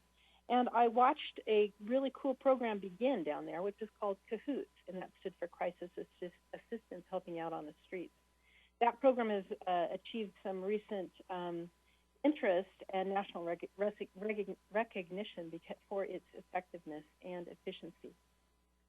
The CAHOOTS team dealt with wide-ranging mental health crises, including conflict resolution, welfare checks, substance abuse, suicide threats. It relied heavily on trauma-informed de-escalation and harm reduction techniques. And the 31-year-old program, while dealing with a larger population than we have here in Anacortes, has saved Eugene approximately $8.5 million annually, according to the coordinator now, Tim Black. And they are the primary response, and I believe a social worker would be a primary response. That's contrary to what Chief Small said, but I think that's the purpose of having them, especially in those situations where police force is literally not needed. I saw firsthand how competent mental health professionals can de-escalate situations that can become incendiary. And I saw firsthand how the power and authority of police can, at the worst, get out of control and at best be counterproductive in the face of the fear that can arise in a person who's having a mental health crisis. An on-staff social worker could ameliorate or even avert such situations. And use of mental health professionals can actually save lives. Overt force can result in death, and we did actually see that occur in Eugene with a mentally ill individual. somebody knowing how to dissipate that situation and avert that kind of tragedy is really imperative. Acknowledging the issues in mental health and destigmatizing it by using a specialist in the field can save money and remedy those potential catastrophes. Getting important social services involved would be streamlined with the use of someone who has experience navigating the intricacies of the mental health system. Police officers are not typically set up to or supported in making those important connections, which can mean so much in the life of a person whose mental illness has raised its head and gotten out of hand. A professional who tends to use the tools that are in their toolbox. And those professional tools are really quite different for a police officer versus a qualified mental health practitioner. So, Betsy, do you have a final thought? Because your time is used up. Oh, that's okay. Thank you. I was actually just about finished. I hope that you'll consider it. And I wanted to echo Keiko's dream large and make the commitment now. Both Tim and I stand in support and are grateful for this great city. Thank you. Thank you. Kayla House is our next citizen to speak. Hi. Hi, Kayla. I just wanted to enforce that the Anacortes Police Department is a community resource, and there's nothing wrong with wanting more from them, and to update them for the community by implementing a social worker into their ranks. Right, thank you. Oh, do you have more? I do. Oh, I'm sorry. Okay, go ahead. Okay. We cannot expect our police force to handle social problems where they are not equipped with the right kind of training to do so. Out of all the 911 calls made in the Anacortes Police Department in 2020, 225 were domestic, 129 were drug-related, 72 were mental health-related, 68 were harassment, 54 were suicide attempts, and so on. This is a total of 30 to 35% of the calls that were made. These calls came into the police department asking for expert help. Our police requirements are at least 2 years of college and 6 months of police training. How can we expect the police to come into these situations that are complex in nature and wanting them to perform at the same level as a social worker? And where social workers have, on average, a master's degree. I mean, it doesn't make sense cost effectively. It makes more sense just to hire a social worker into the ranks and have them as a, spokesperson for the community, more or less. The APD is a community asset and a resource. This resource is obviously asked too much and is spread too thin, considering the overtime that is performed in the APD that amounts to roughly $176,000 in the budget. To put a social worker into the ranks of APD would help not only the people calling in, but also the police of Anacortes. We are doing a disservice to our police department. Our police are regular citizens and are susceptible to burnout just like anyone else. Having a person that is equipped to deal with these complex community needs will be an asset to all of us. Social workers, on average, require a master's degree and everything, and we are falling behind as a community compared to Whatcom County, Bellingham, Skagit, Oak Harbor, Marysville, Arlington, and Swinomish. They all have implemented social workers into their police ranks. So with this in mind, what better way to support our community than to update our resources and help better equip our police department for the future? Thank you for your time and consideration. You're welcome. Thank you for being here. Sarah Roberts. You're our next citizen to speak. Thank you, Mayor and City Council. Yes, I'm Sarah Roberts. I live here in Anacortes, really only a few blocks from the police station, and I welcome this opportunity to speak. I'm glad to note that nobody on the City Council talked about defunding the police. That is not the goal here. We are talking about how to reimagine and make the police force better, and how to support this community in the best way possible. I am a social worker, currently work for Hospice of the Northwest, but I also worked for 5 years at Skagit Valley Hospital in the emergency department, and saw how so much resources are spent on mental health, chemical dependency, homelessness, families just throwing up their hands and not knowing what to do with their elders. And I believe that with a social worker on the police force, we could really make an impact. This community is growing, the poverty is growing, the burdens on the social system and infrastructure are growing, with an increase in homelessness, increase in drugs. In my neighborhood, I have a situation on my street where I'll routinely see police cruisers show up 2 to 3 times a week at this one situation. And they have limited tools in their toolkit about what they can do. Social workers know the social system. They have training in mental health and chemical dependency, in crisis de-escalation, in counseling, and in a range of intervention techniques that is oftentimes less confrontational than police departments.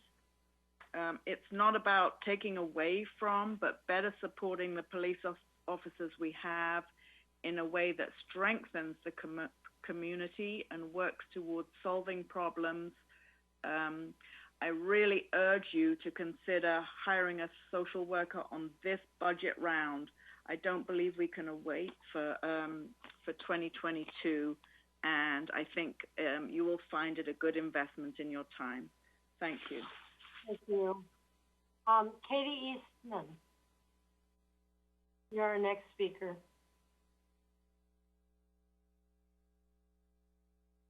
Hello, everyone. I am very happy to be with you tonight, and I'm extremely excited to hear this conversation. I live here in Anacortes on Nolan Circle, and I am a social worker who has held this kind of position. I held it many years ago, but I can tell you unequivocally we have needed this for a very long time. And I also want to say, and I want to echo what several people have said, we needed this yesterday, and I want to encourage everyone to think outside the box. How can we find utilizing the resources that already exist, the shelter and their social workers, the hospital and their social workers? How can we use someone now? And I'm going to say this pretty firmly. We are in a mental health crisis point right now. And Chief Small, I love that you're thinking ahead, but what are we going to do right now? Your officers are going to be called to situations they aren't trained to deal with. Why not get a per diem social worker? Why not get several social workers from the community who take call? Why not start right now, not wait a year, but put something in place so that there is a communication pattern?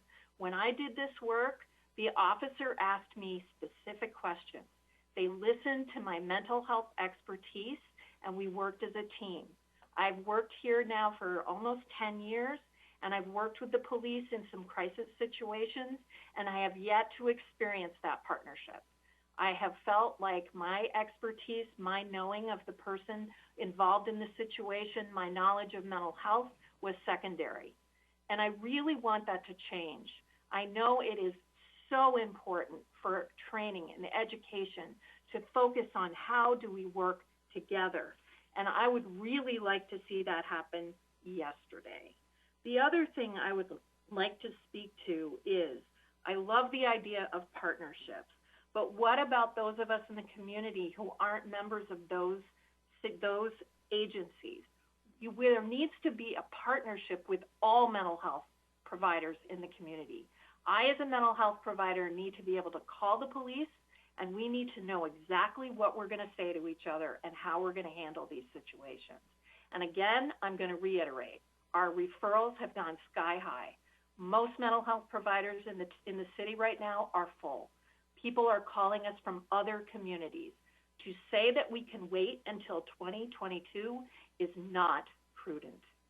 Thank you, everyone, for having this conversation, and I encourage you to think outside of the box and fix this now. Thank you, Katie. Evan, you're our next speaker.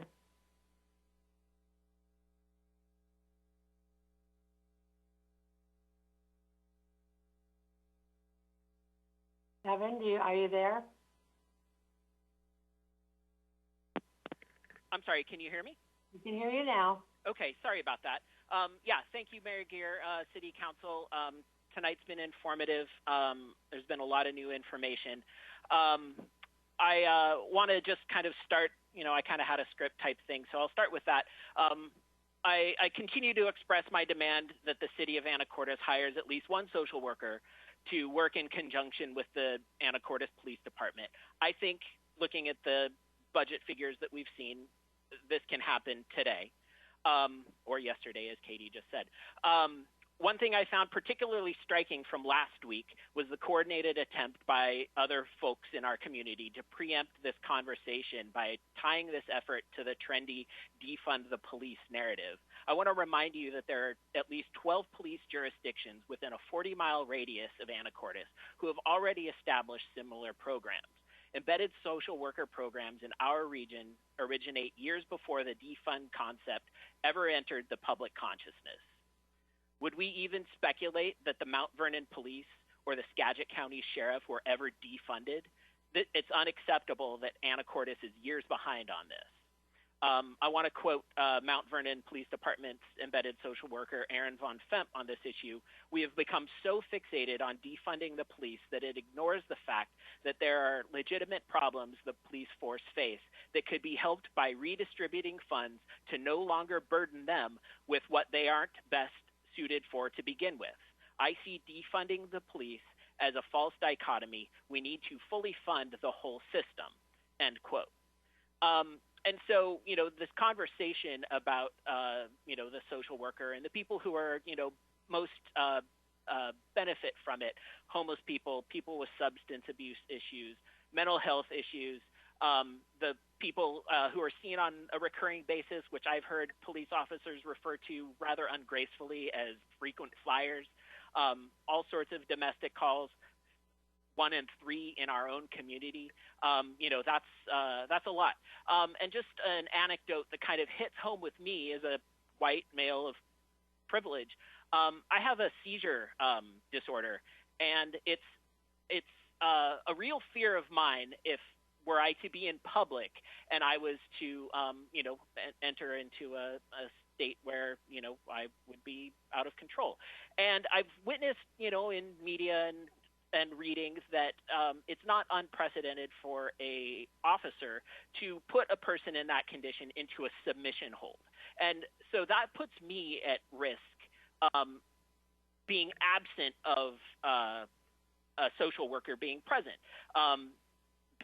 because that puts me in a risky situation, and I don't trust that our police have that training, and a person better adequate could be.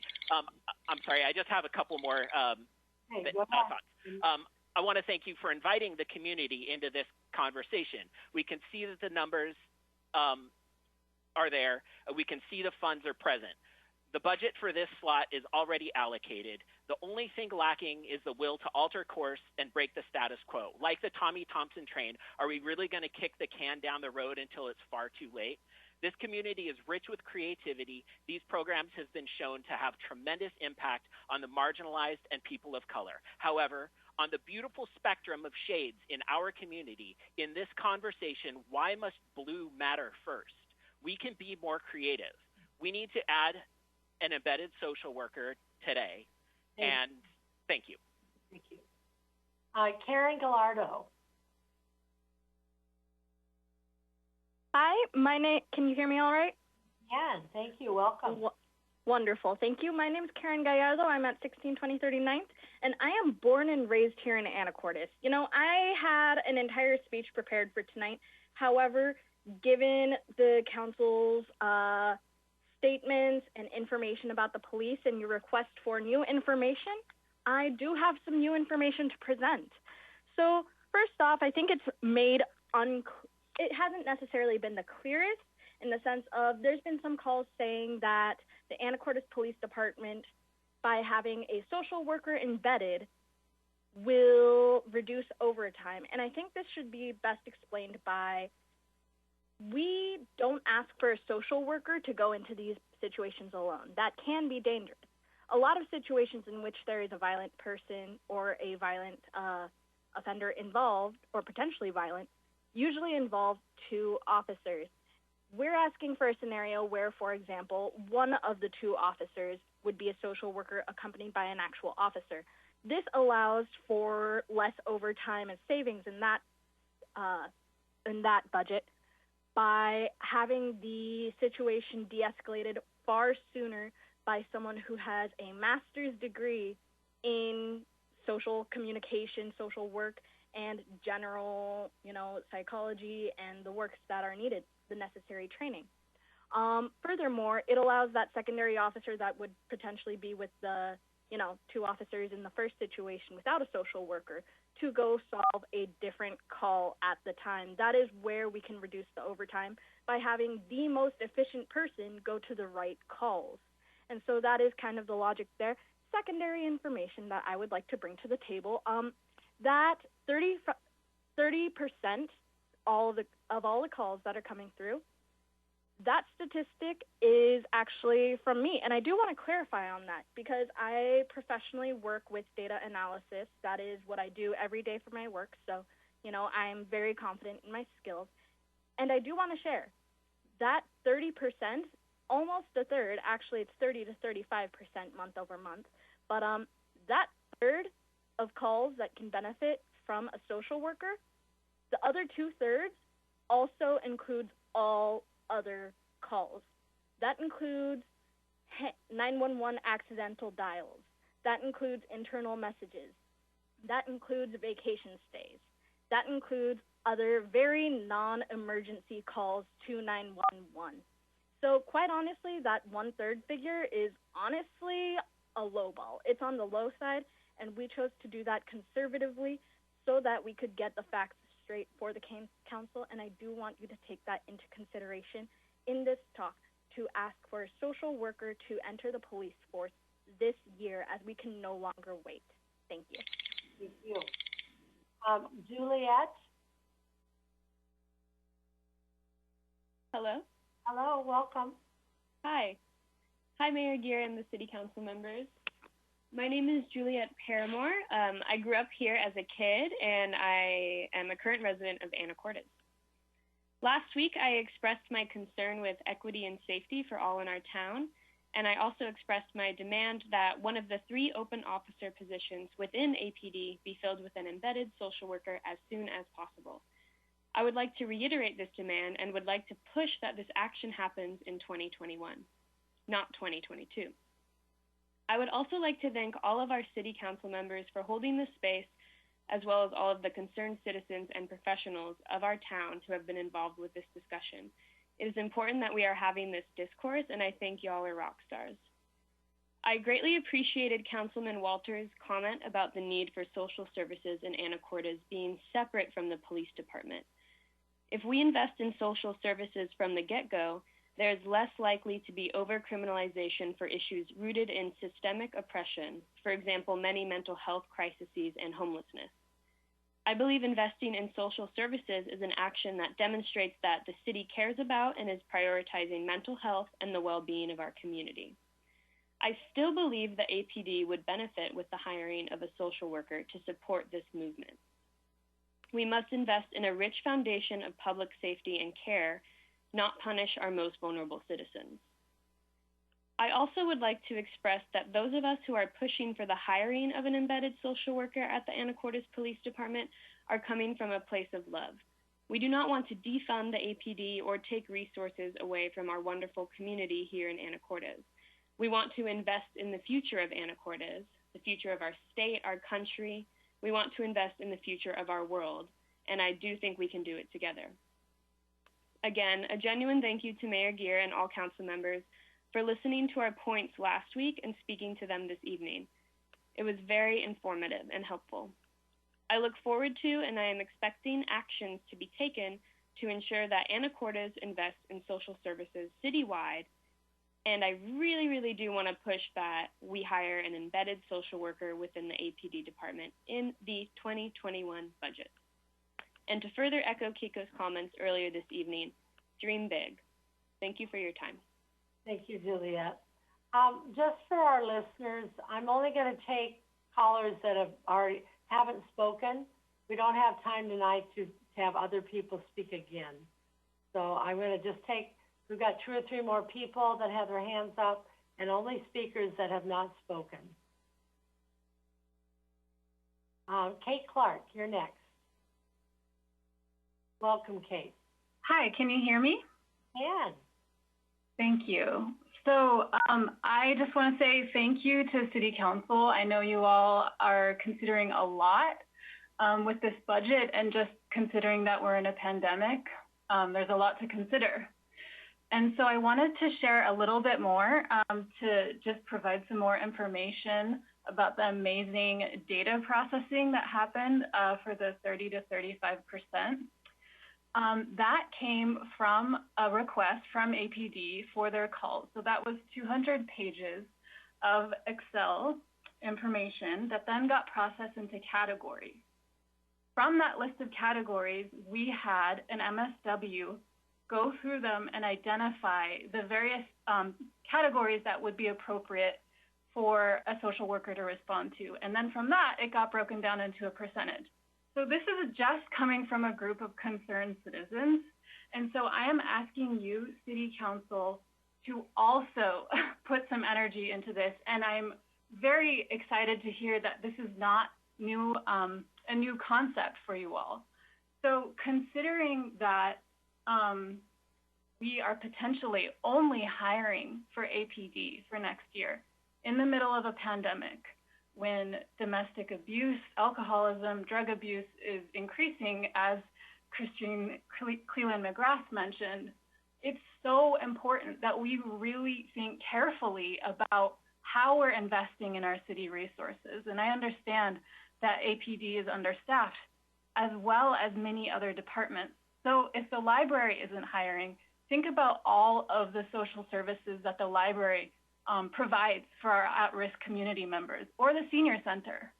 So it paints a pretty grim picture of our town if the only people we're hiring for next year are for police officers. And I understand that their role is important, and I'm not diminishing that.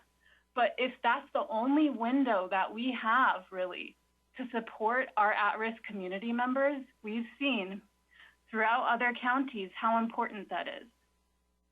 So with that 30 to 35%, we've had about, at one point, enough people on that call that it would be about 22 people who have made calls regarding drug problems, suicide attempts, assault, child abuse.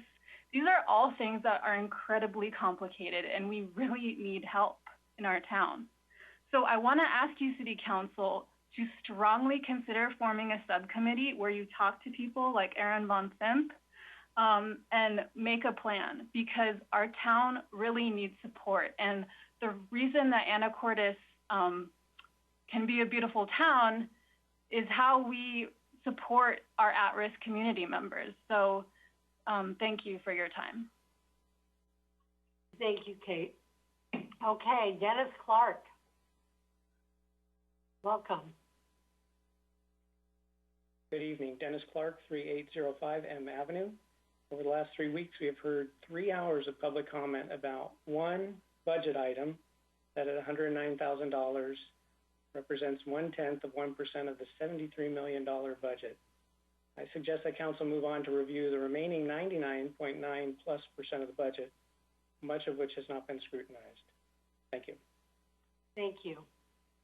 So at this time, I'm bringing this back to council. all the speakers that have their hands up, we've listened to. And does council have any other thoughts before, I'm going to close the public hearing tonight. So I want to hear any thoughts before I do that, because next week, it'll be strictly your time to dig in. And so if there's anything else tonight that we need to consider before I close the public hearing, I'd like to hear that now. Okay, hearing nothing, I'm going to close the public hearing on the 2021 budget. And next week, we will be back again with our sleeves rolled up and get to work on finishing up this budget. All right, thank you very much. So now we're going to move on. Before I do that, I want to let Kate know at one point we had over 49 attendees. That was an interesting thing to watch tonight, in addition to the 16 panelists. So the council chambers would have been full if we'd been open. So that's the good news. Okay, we're going to move on now to item 6, which is under business. And 6A, and this is open for public comment. This is the Access Anacortes Fiber Internet Business Plan. And I'll turn that over to Emily or to Jim. Who is speaking tonight on that? Mayor Gear, Mr. Lundberg will be doing the presentation on the Internet Business Plan tonight. Okay, thank you. Well, welcome, Jim. Let us know when you're ready. There we go. Thank you.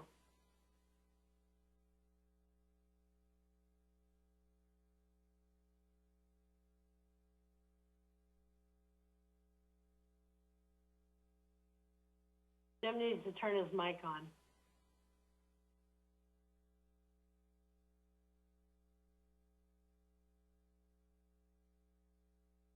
There we go. Thank you. Welcome, Jim. Welcome. Thank you, Mayor Gear, councilpersons. I'll try and walk through this fairly quickly. I know our time is fairly short. Have I successfully shared my screen? Yes. Is it at an appropriate Zoom level for everybody? Yes, there's the last line on your screen, go to 2025. That is what I'm seeing, yes. Okay, perfect. Then we can see the whole thing. Thank you very much. Very good. So the first document that I'll share, and it's actually all one continuous document in your package, is our running text report to council of the fiber division status. We thought that we would start out by highlighting the fact that all funds that the fiber operation has drawn from the city's general fund reserves end up being repaid by approximately 2037. I say approximately because this is a forecast and that's pretty far out there, a little difficult to know how things will really go. All of the external debt that would be anticipated for the network construction would end up being repaid by 2035. And then beyond that, surplus funds flow back to the city's general fund. And again, by 2037, the net of all of those cash flows back to the general fund is that beginning with 2037, we literally start pouring more money into the general fund than was ever taken out of the general fund for the fiber project. The next table shows you approximately how many customers we anticipate having on the network at the end of each year. So at the end of 2021, we anticipate 1,300 customers. That grows to approximately 1,900 customers by the end of 2022. And then the take rates are the rightmost column that you see on your screen at present. I'm certainly able and willing to answer any questions that we encounter along the way, and I'll try and move fairly quickly through this. Try now to scroll down. Okay, I did it. So the report that we're going to give to you this evening is comprised of 3 broad sections, and then there's 2 appended tables. And members of the Fiber Committee, this is all old news for you folks, but for the majority of council, this is new news. We talk about a summary of progress to date on the network construction and how the fiber division plans to complete the network construction. We discuss briefly a summary of the operating expenses, give a slightly detailed description of the division's forecasted cash flows, then talk about detailed weekly revenue, and I'm not going to go through that in detail. I'll just pretty much fly over that. I'll certainly stop to answer any questions, but I will try to keep moving at a good pace for you. And then a table that summarizes the overall cash flows, both money coming in as well as money going out. So with regard to where we are in the network construction, what progress has been made and where we anticipate going, each phase, as you can very well imagine, of building the network starts out by broadly identifying where we wish to deploy the network and then work with our design consultant, KnowNet, to discuss how to approach the design for those neighborhoods within that particular area.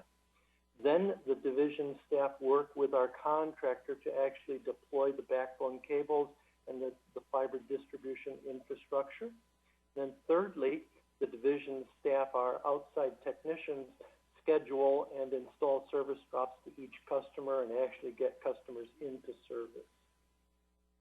Directive number 3 of Council Resolution 2013 directs city staff to develop a business plan that will prioritize build-out of the network within the city and its urban growth area with intent to ultimately, I scrolled a little too quickly, with intent to ultimately expand to serve the remainder of Hidalgo Island.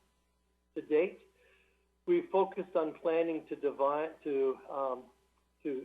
deploy the network within the city's city limits with an informal acknowledgement to ourselves that at some future point, the network will be expanded per directive of Council's Resolution 2013. Here's the order in which we anticipate at present seeing the network built out.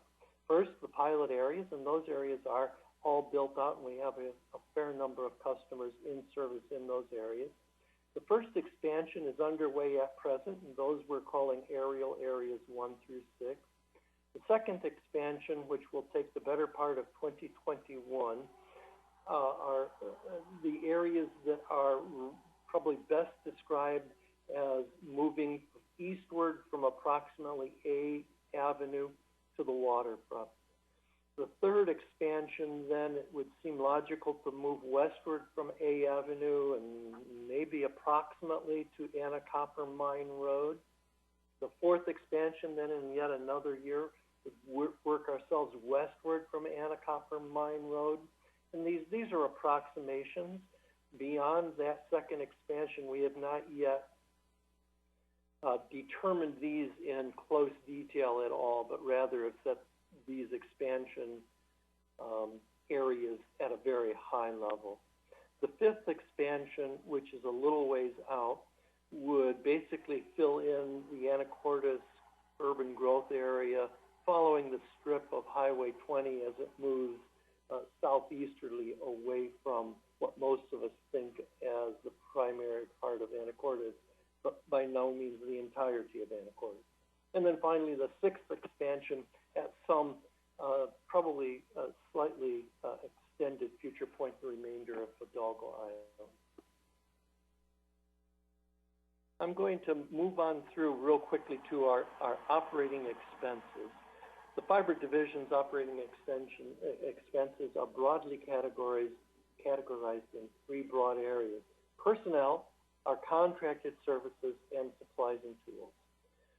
Personnel expenses include the wages and benefits for the division's manager, business assistant, network technician, and an outside plant coordinator, as well as we would note that a portion of the administrative services director's salary and benefits are also covered by the fiber division.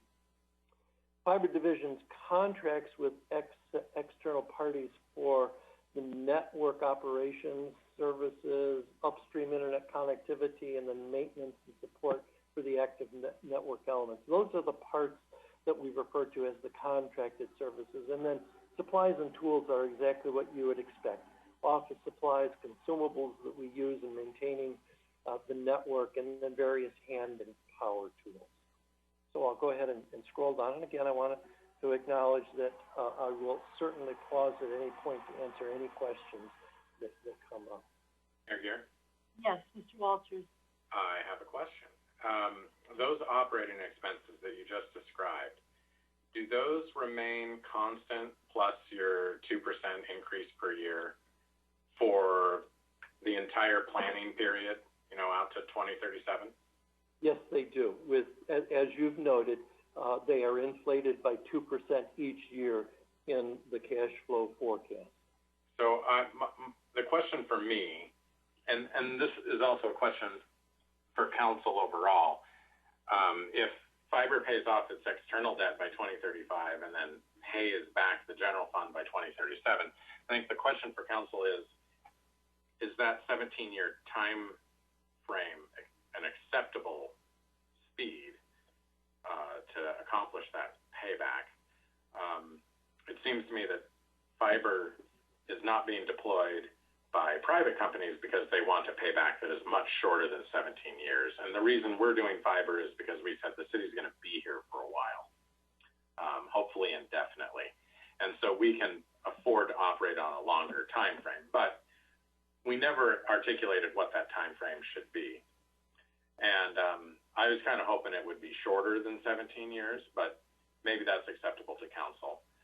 I wonder, though, after we accomplish the build-out, and it looks to me from your timeline that we get everything but the UGA in 2023, which is pretty quick, do any of our operational expenses go down? Do we still need a marketing person? Do we still need a fiber manager and a fiber department head?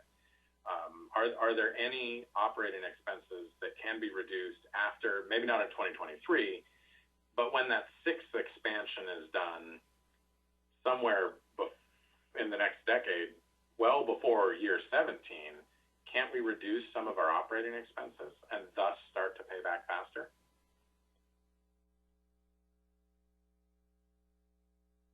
Mr. Walters, are you asking me that question, or are you posing a question to the rest of your council colleagues?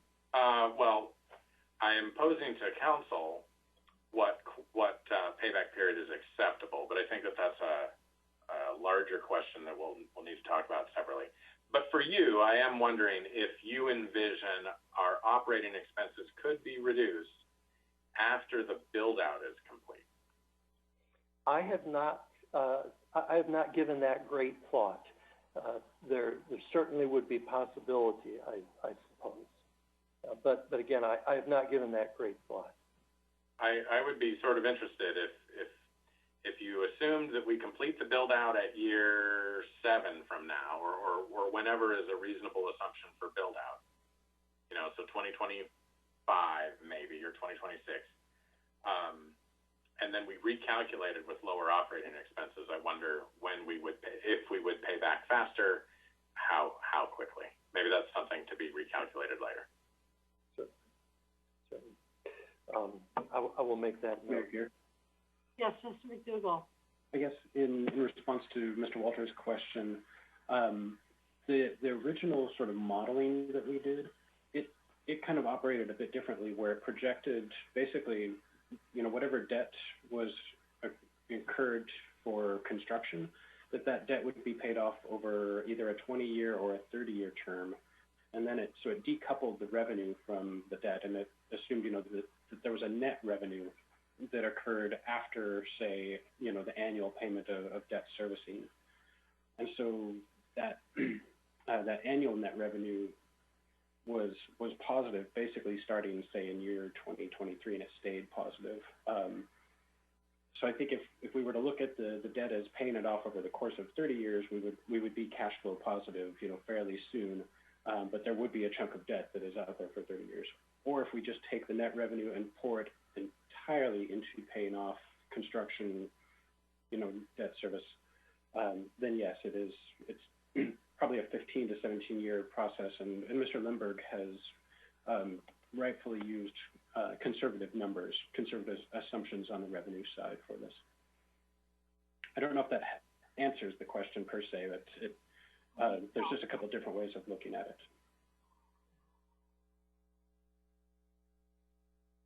Okay, go ahead, Jim. All right. Maybe it would be best, the rest of the text report contains probably more detail than everybody's interested at this point. I don't mean to skip over anything that we wish to cover at this point. I'm thinking that maybe council wishes me most to move on to the spreadsheets that show the forecasted cash flows. You could do that and just make sure that the council gets this presentation. If they don't. Mayor Gear? Yes, Ms. Moulton. Thank you. Mr. Lemberg, thank you. I have one question on this cash flow forecast page. It's about the proceeds from grants. The forecast assuming that a $2 million grant is received during 2021 from the U.S. Department of Commerce's Economic Development Administration. Could you tell us a little bit about where we are in that grant process? Yes, ma'am. That grant application was submitted. I think Emily could nail the date down for us. I will state it as somewhere in the range of 3 weeks to 1 month ago. We were told when we first began exploring that grant that that such grants typically had a minimum turnaround or evaluation period of 60 days. So we are, I think, at least 1 month away from receiving any word on that grant application. Perhaps more than 1 month, but at least 1 month away. Is that the sort of information you were asking? That is, thank you. I was also, I guess I'm also wondering our level of confidence in obtaining that grant, and do we have a backup plan in case we don't obtain that grant for that $2 million? Yes, we do. Mr. Hoagland has worked very closely with a local bank and is in the process of securing a $3 million line of credit, which is adequate for the construction expenses of the fiber project during calendar year 2021. So that we have taken steps to ensure that enough cash is available. If I could point out in the second paragraph that's on the screen at present, the forecasted 2021 revenues are of a level that they cover all but $128,000 of the 2021 operating expenses. In other words, the fiber operation would anticipate drawing from the general fund $128,000 during fiscal year 2021, and then from fiscal year 2022 moving forward, revenues would entirely cover operating expenses. That's great, thank you. So if we do get the $2 million grant and we have a $3 million line of credit, does that mean we'd only need to use $1 million of our line of credit? That would be my understanding, yes. Okay, thank you. Carolyn, to your other question is, Congressman Larson and his office and his staff have leaned in and encouraged us and supported us. And if any city could get a grant, if it's possible, we've got everybody pulling for us. So it's not a given, but I've never seen so much excitement from anyone in any government, state or federal, since I've been here, working so hard to make us successful there. So we've done our work, and now it's up to the federal government. But we do have support of our federal legislators on this. Great, thank you. You're welcome. Just two more general notes before we move into the actual numbers. And those two notes are that first, with regard to operating expenses, as we have forecasted them for the out years, we have increased those operating expenses by 2% per year. That's a sort of a that's an estimate, and it's intended to account for potential increases in personnel expenses, as well as increases in materials that we have to buy to construct the network. And that's pretty much, I misstated that. That 2% per year of increase in operating expenses is built into the forecast to be sure that we state operating expenses that will cover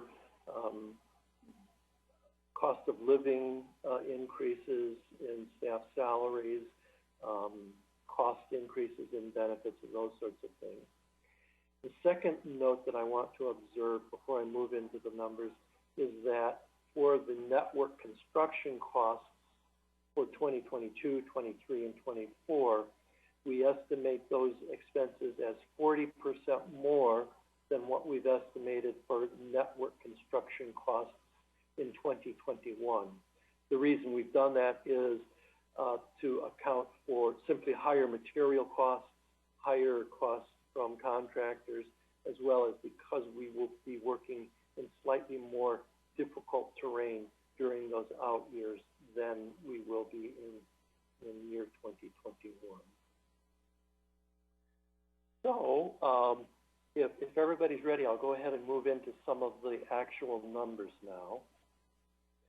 Let me also note that we have followed Mr. Hoagland's very clear guidance in that we have not assumed that any of our operating costs are paid for by debt instruments. We only use proceeds from debt instruments, loans, or lines of credit, to pay for network construction expenses. Our finance folks have been very specific in advising us against using debt to pay for any of our operating expenses. So this page gives us a very high-level summary of what we anticipate the fiber division's cash flows will be during various years. Not quite in the middle of the page, you see the column for calendar year 2021. And all of these summary numbers are backed up by incredible and painful levels of detail. I say that with a chuckle because I won't pain you by drilling down through all that detail. It is available in your packet should you wish to look at it. In summary, in calendar year 2021, we anticipate our revenues will be $707,000. We anticipate that our operating expenses will be $803,000, and that we will have $32,000 of interest expense, resulting in negative cash flow of $128,000 that has to be covered by a draw from the city's general fund reserves, and that's reflected down below. On the cash infusion side there, you see that we anticipate drawing $128,000 from the city's general fund reserve. We anticipate grant proceeds of $2 million and then needing to draw down $1.1 million of that $3 million line of credit. At the end of the year, then, our debt is $1.1 million, and that's what drives our estimated debt service of $32,000 for calendar year 2021. I will also point out to you that we anticipate that our network construction work during 2021 will cost us $3.1 million, and that $3.1 million comes from $2 million in proceeds from a grant and $1.1 million of a draw from the line of credit. The same sorts of numbers then are reflected in each of the out years. You can see in each year our revenues slightly increase. So in 2022, our revenues are approximately $1.2 million. Our operating expenses, which are simply stated as $803,000 times 1 plus 2%, 102%. And then our debt service is driven by how much debt we anticipate having at the end of the year. So that we actually, during 2022, we anticipate having $240,000 extra dollars. And so that money is used for network construction. And we draw, we create more debt, and at the end of the year, our total debt is almost $5.5 million. This all continues on through, and I'm going to scroll on down, and the spreadsheet continues into the out years. And you can see here, by 2035, we end up at the end of the year, we have at the end of 2034, we have $326,000 of debt remaining. You can see by the debt remaining at the end of each year that we've been paying it down. In 2029, for instance, we start with $6.1 million of debt. At the end of 2030, we only have, what's that, rounded to $5.1 million. At the end of 2031, we have 3.9, and so on, until at the end of 2034, we have $326,000 in debt. We pay that back during 2035, and from there, all of this extra cash ends up flowing to the general fund. That same dynamic. I've created the spreadsheets to carry all the way out. I believe it was through 2050 or 2048. Maybe there's one more page, but at least through 2048. From 2037, all of this extra cash finds its way straight into your general fund.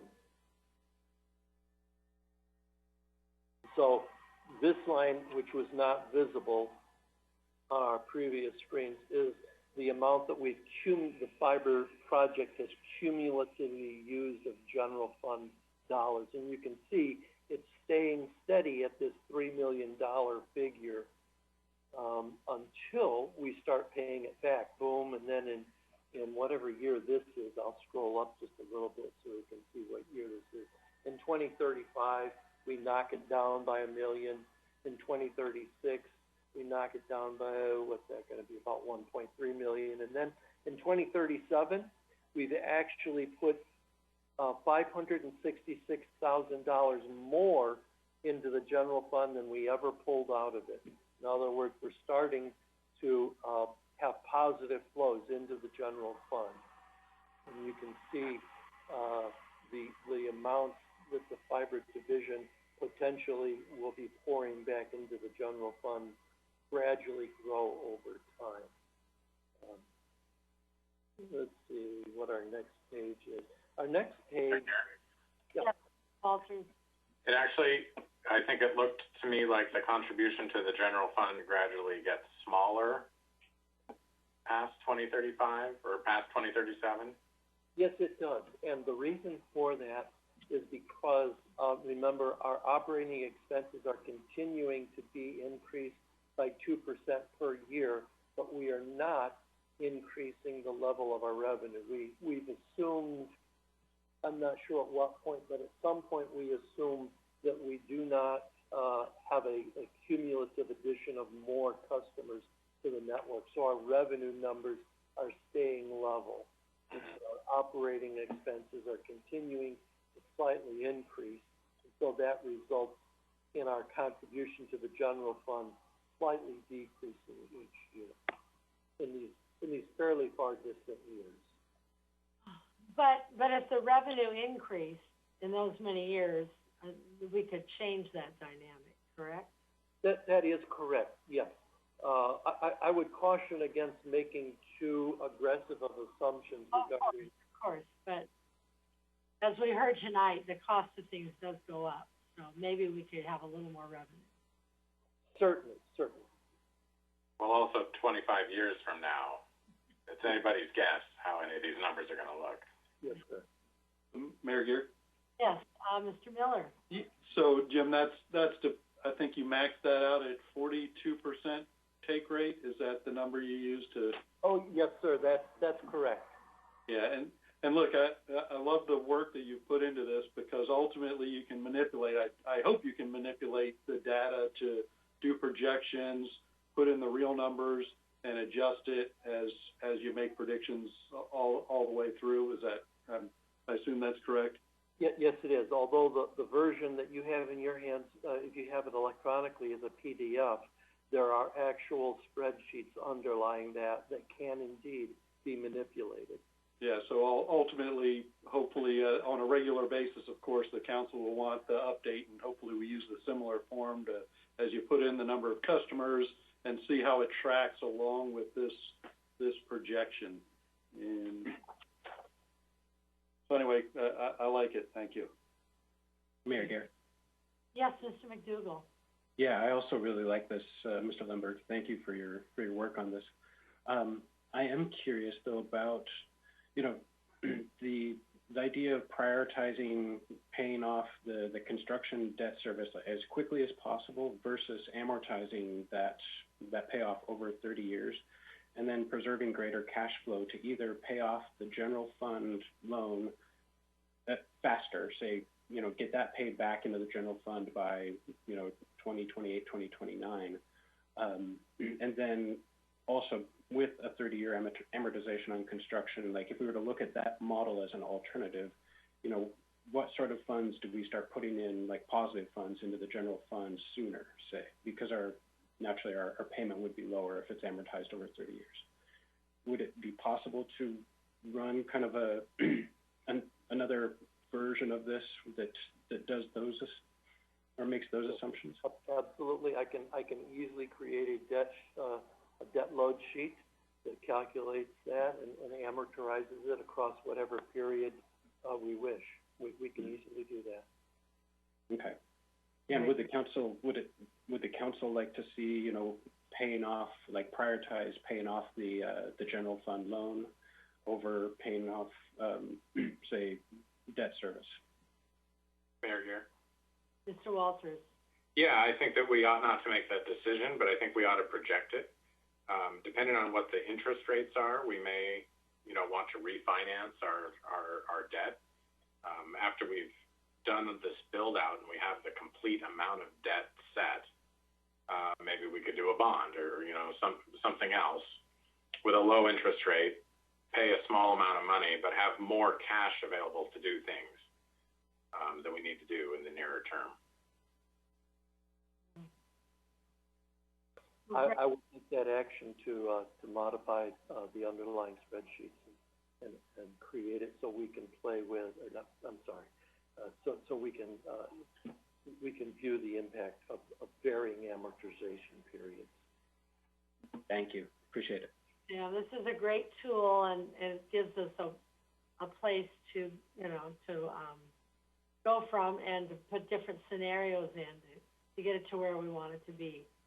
But and I appreciate your conservative approach. You are following Mr. Hoagland's good example, so I do appreciate that. So unless the council has other comments, can we move to item 6B? Mayor Gear. Mayor Gear. And then Ms. Cleland.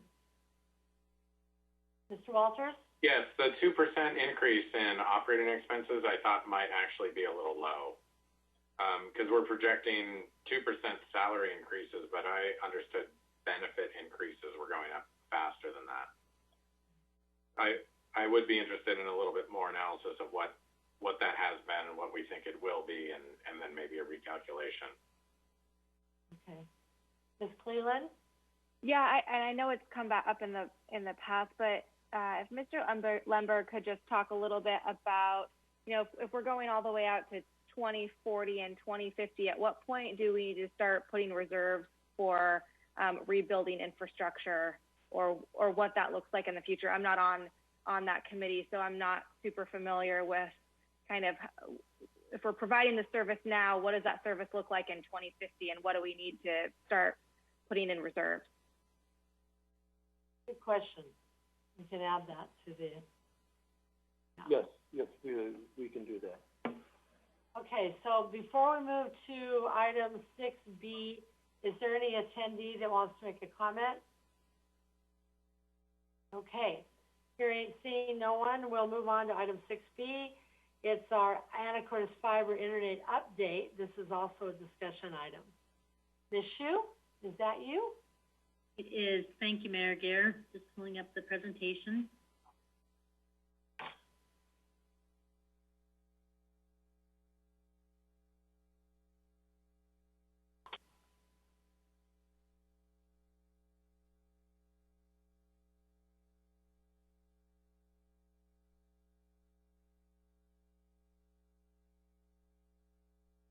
Sorry, struggling with it. I have it up here. I don't know why it's not showing it.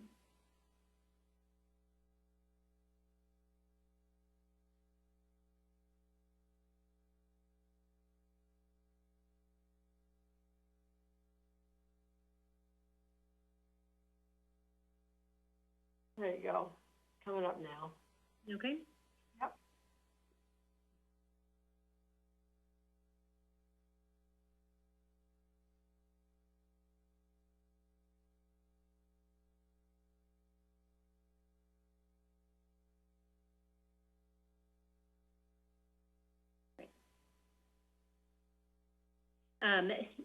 Thank you for the opportunity, and I appreciate the good conversation in regard to our business plan. I appreciate the work that Mr. Lundberg has put into helping to detail that.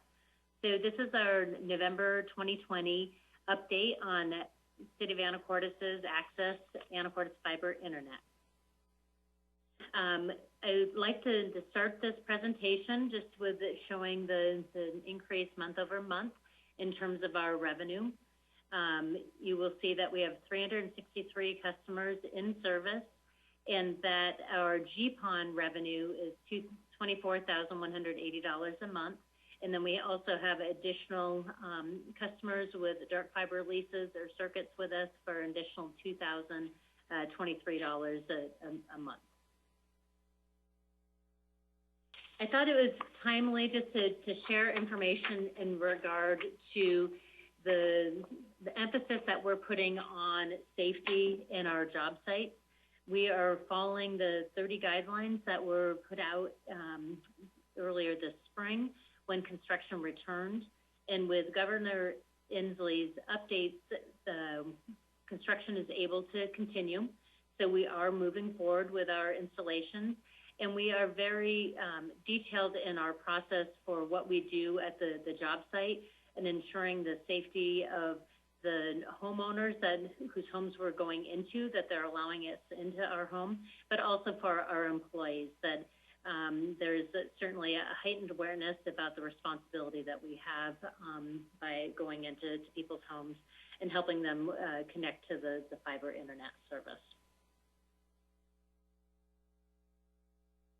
A little bit more detail in regard to our customers and our customer makeup.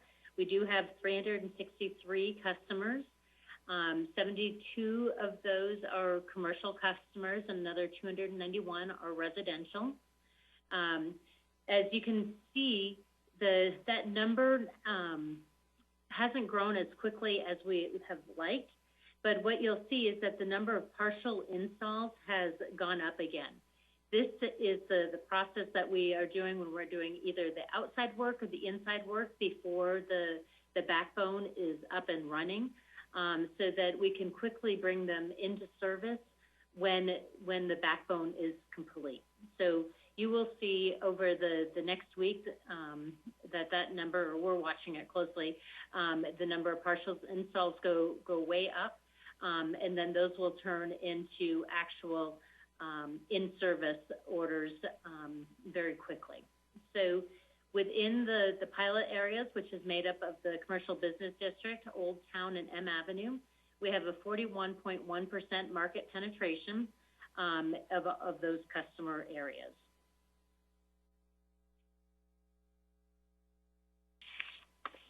Are you going to talk about November weather and installations, Emily?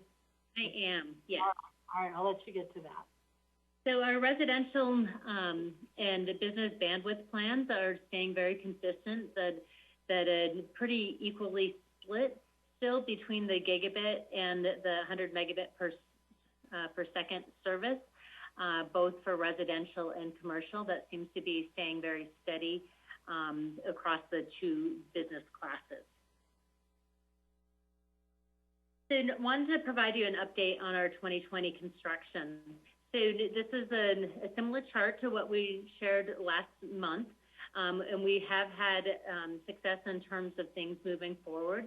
The areas that we are prioritizing are aerial section 1 and 5. Those will be the first areas. That construction has been delayed some, and it really comes down to that November's wind events have not been our friend. And so the contractors that are here doing the backbone work for us have been called away multiple times because they are also the contractors that provide backup and support services to PSE and the other electrical utilities throughout the state. So that has slowed things down, unfortunately, for us. We will have the splicing begin next Monday and Tuesday in areas 1 and 5. And so that is going to allow us then to be putting all those folks into service where you have seen that we are doing just the partial installs at this time. Immediately following that, the work will move to aerial section 2. And then we will backfill with aerial sections 3, 4, and 6, which are but we're trying to get the biggest areas first. So in those construction areas, those first 6 areas, there's a total of 1,296 premises that we're passing, and we currently have 251 orders that have been placed. And so are pleased that before the service is actually being offered that we have a 19.4% market penetration. We are continuing to work on some special projects. This list is getting smaller as we have more that have moved into service. With the Samish Indian Nation, we have 2 of the 4 facilities in service and 2 remaining. One, the underground boring work occurred today, preparing for the longhouse to go into service. And the design is complete on the administration building, and that is part of this section here, this aerial section 2. So as soon as the construction is complete on aerial section 1 and 5, they'll move to this area, which will ensure that we're able to complete the administration building before the end of the year. Talking a little bit more about the 2021 budget and expansion, as we were talking previously, we have forecasted what the revenue and our projected construction costs are. The Public Works and Economic Adjustment Assistance Grant was submitted last month. The total application amount that we put in for was $3.3 million. We are very conservative in terms of thinking about what may be what we're hoping would be made available to us, and that we have forecasted at $2 million. And then as we spoke about, Mr. Hoagland has been working with Savvy Bank, and they have an approved line of credit for us. The next steps would be that City Council would require to approve that after the Bond Council has completed all of their analysis. So we are really hopeful that we'll be successful with that grant, but we're also being very conservative in terms of thinking about planning for it. And as Mr. Lundberg discussed, our 2021 expansion really is from A Avenue eastward, following along the city limits. And so here's a picture that breaks down kind of the different segments of that and the number of parcels that we'll be passing. This will allow us to pass an additional 1,815 premises. That design work is underway. Last week, NOAANET was actually on site doing kind of boots on the ground analysis there. And we are beginning the process of placing our material orders because there is more of a delay in those as there's been such a nationwide and international focus on expanding broadband. So by the end of 2021, we will have passed 4,088 premises of the 7,600 within the city limits. We're continuing to do outreach, and even this past weekend, we were able to see an increase just as a result of the A Town is Our Town article that was included. But we're looking for ways just for people to make sure that they're aware of the resource that we have. As I've mentioned before, we certainly want to be the internet provider of choice and are doing everything to earn that reputation of being responsive, fast, reliable, and locally serviced. So happy to answer any questions that you may have. As we talked about previously, sorry, I forgot there was one more slide, but we are doing the outside installations. The full installations are going to fall as soon as that splicing work is done. That will be next Monday and Tuesday. And then next Monday on the 23rd, we will be bringing a dark fiber lease policy forward that's been under discussion with the Fiber Council Committee. I'd be happy to answer any questions that you have.